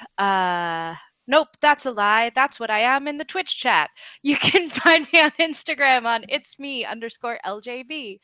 If you are in the Chicago area, I also teach voice lessons. I sing real good, and I can help you sing good too. So you can visit my website, www.ljbullen.com for more info. And over to our incredible game master, Maui. Yes. Hi, I'm Maui. I run this channel, Reflect Games. You can also follow us on Discord. You can find me here tomorrow where I'll be doing the DM turn. We'll find out what else has happened in the world. That information I gave at the end of this session is stuff that I found out last Tuesday by rolling die for the factions. It's very, very fun. I also give a recap of the session, so if you came in partway through, you get a quick recap of the session as well. We have so many wonderful things coming up. We have Slay the Beast coming up on Thursdays in April. My birthday it was April 10th, and we'll be doing a birthday stream for that. all of our streams in the month of April will be raising money for the National Immigration Law Center.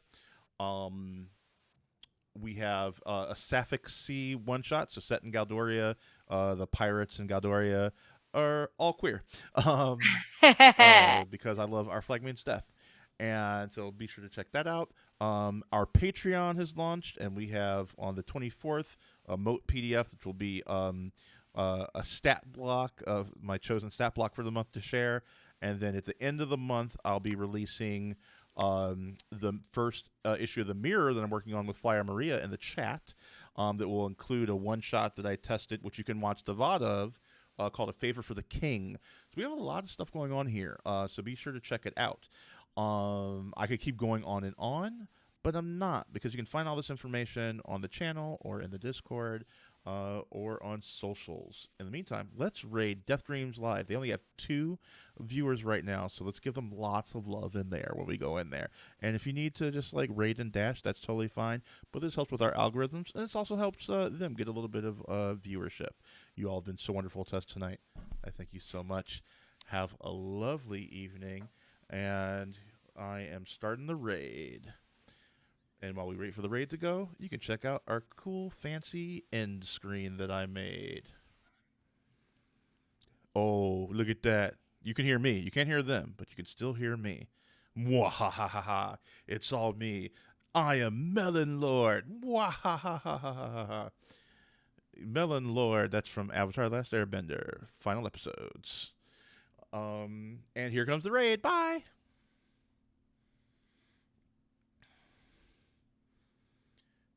All right. Raid.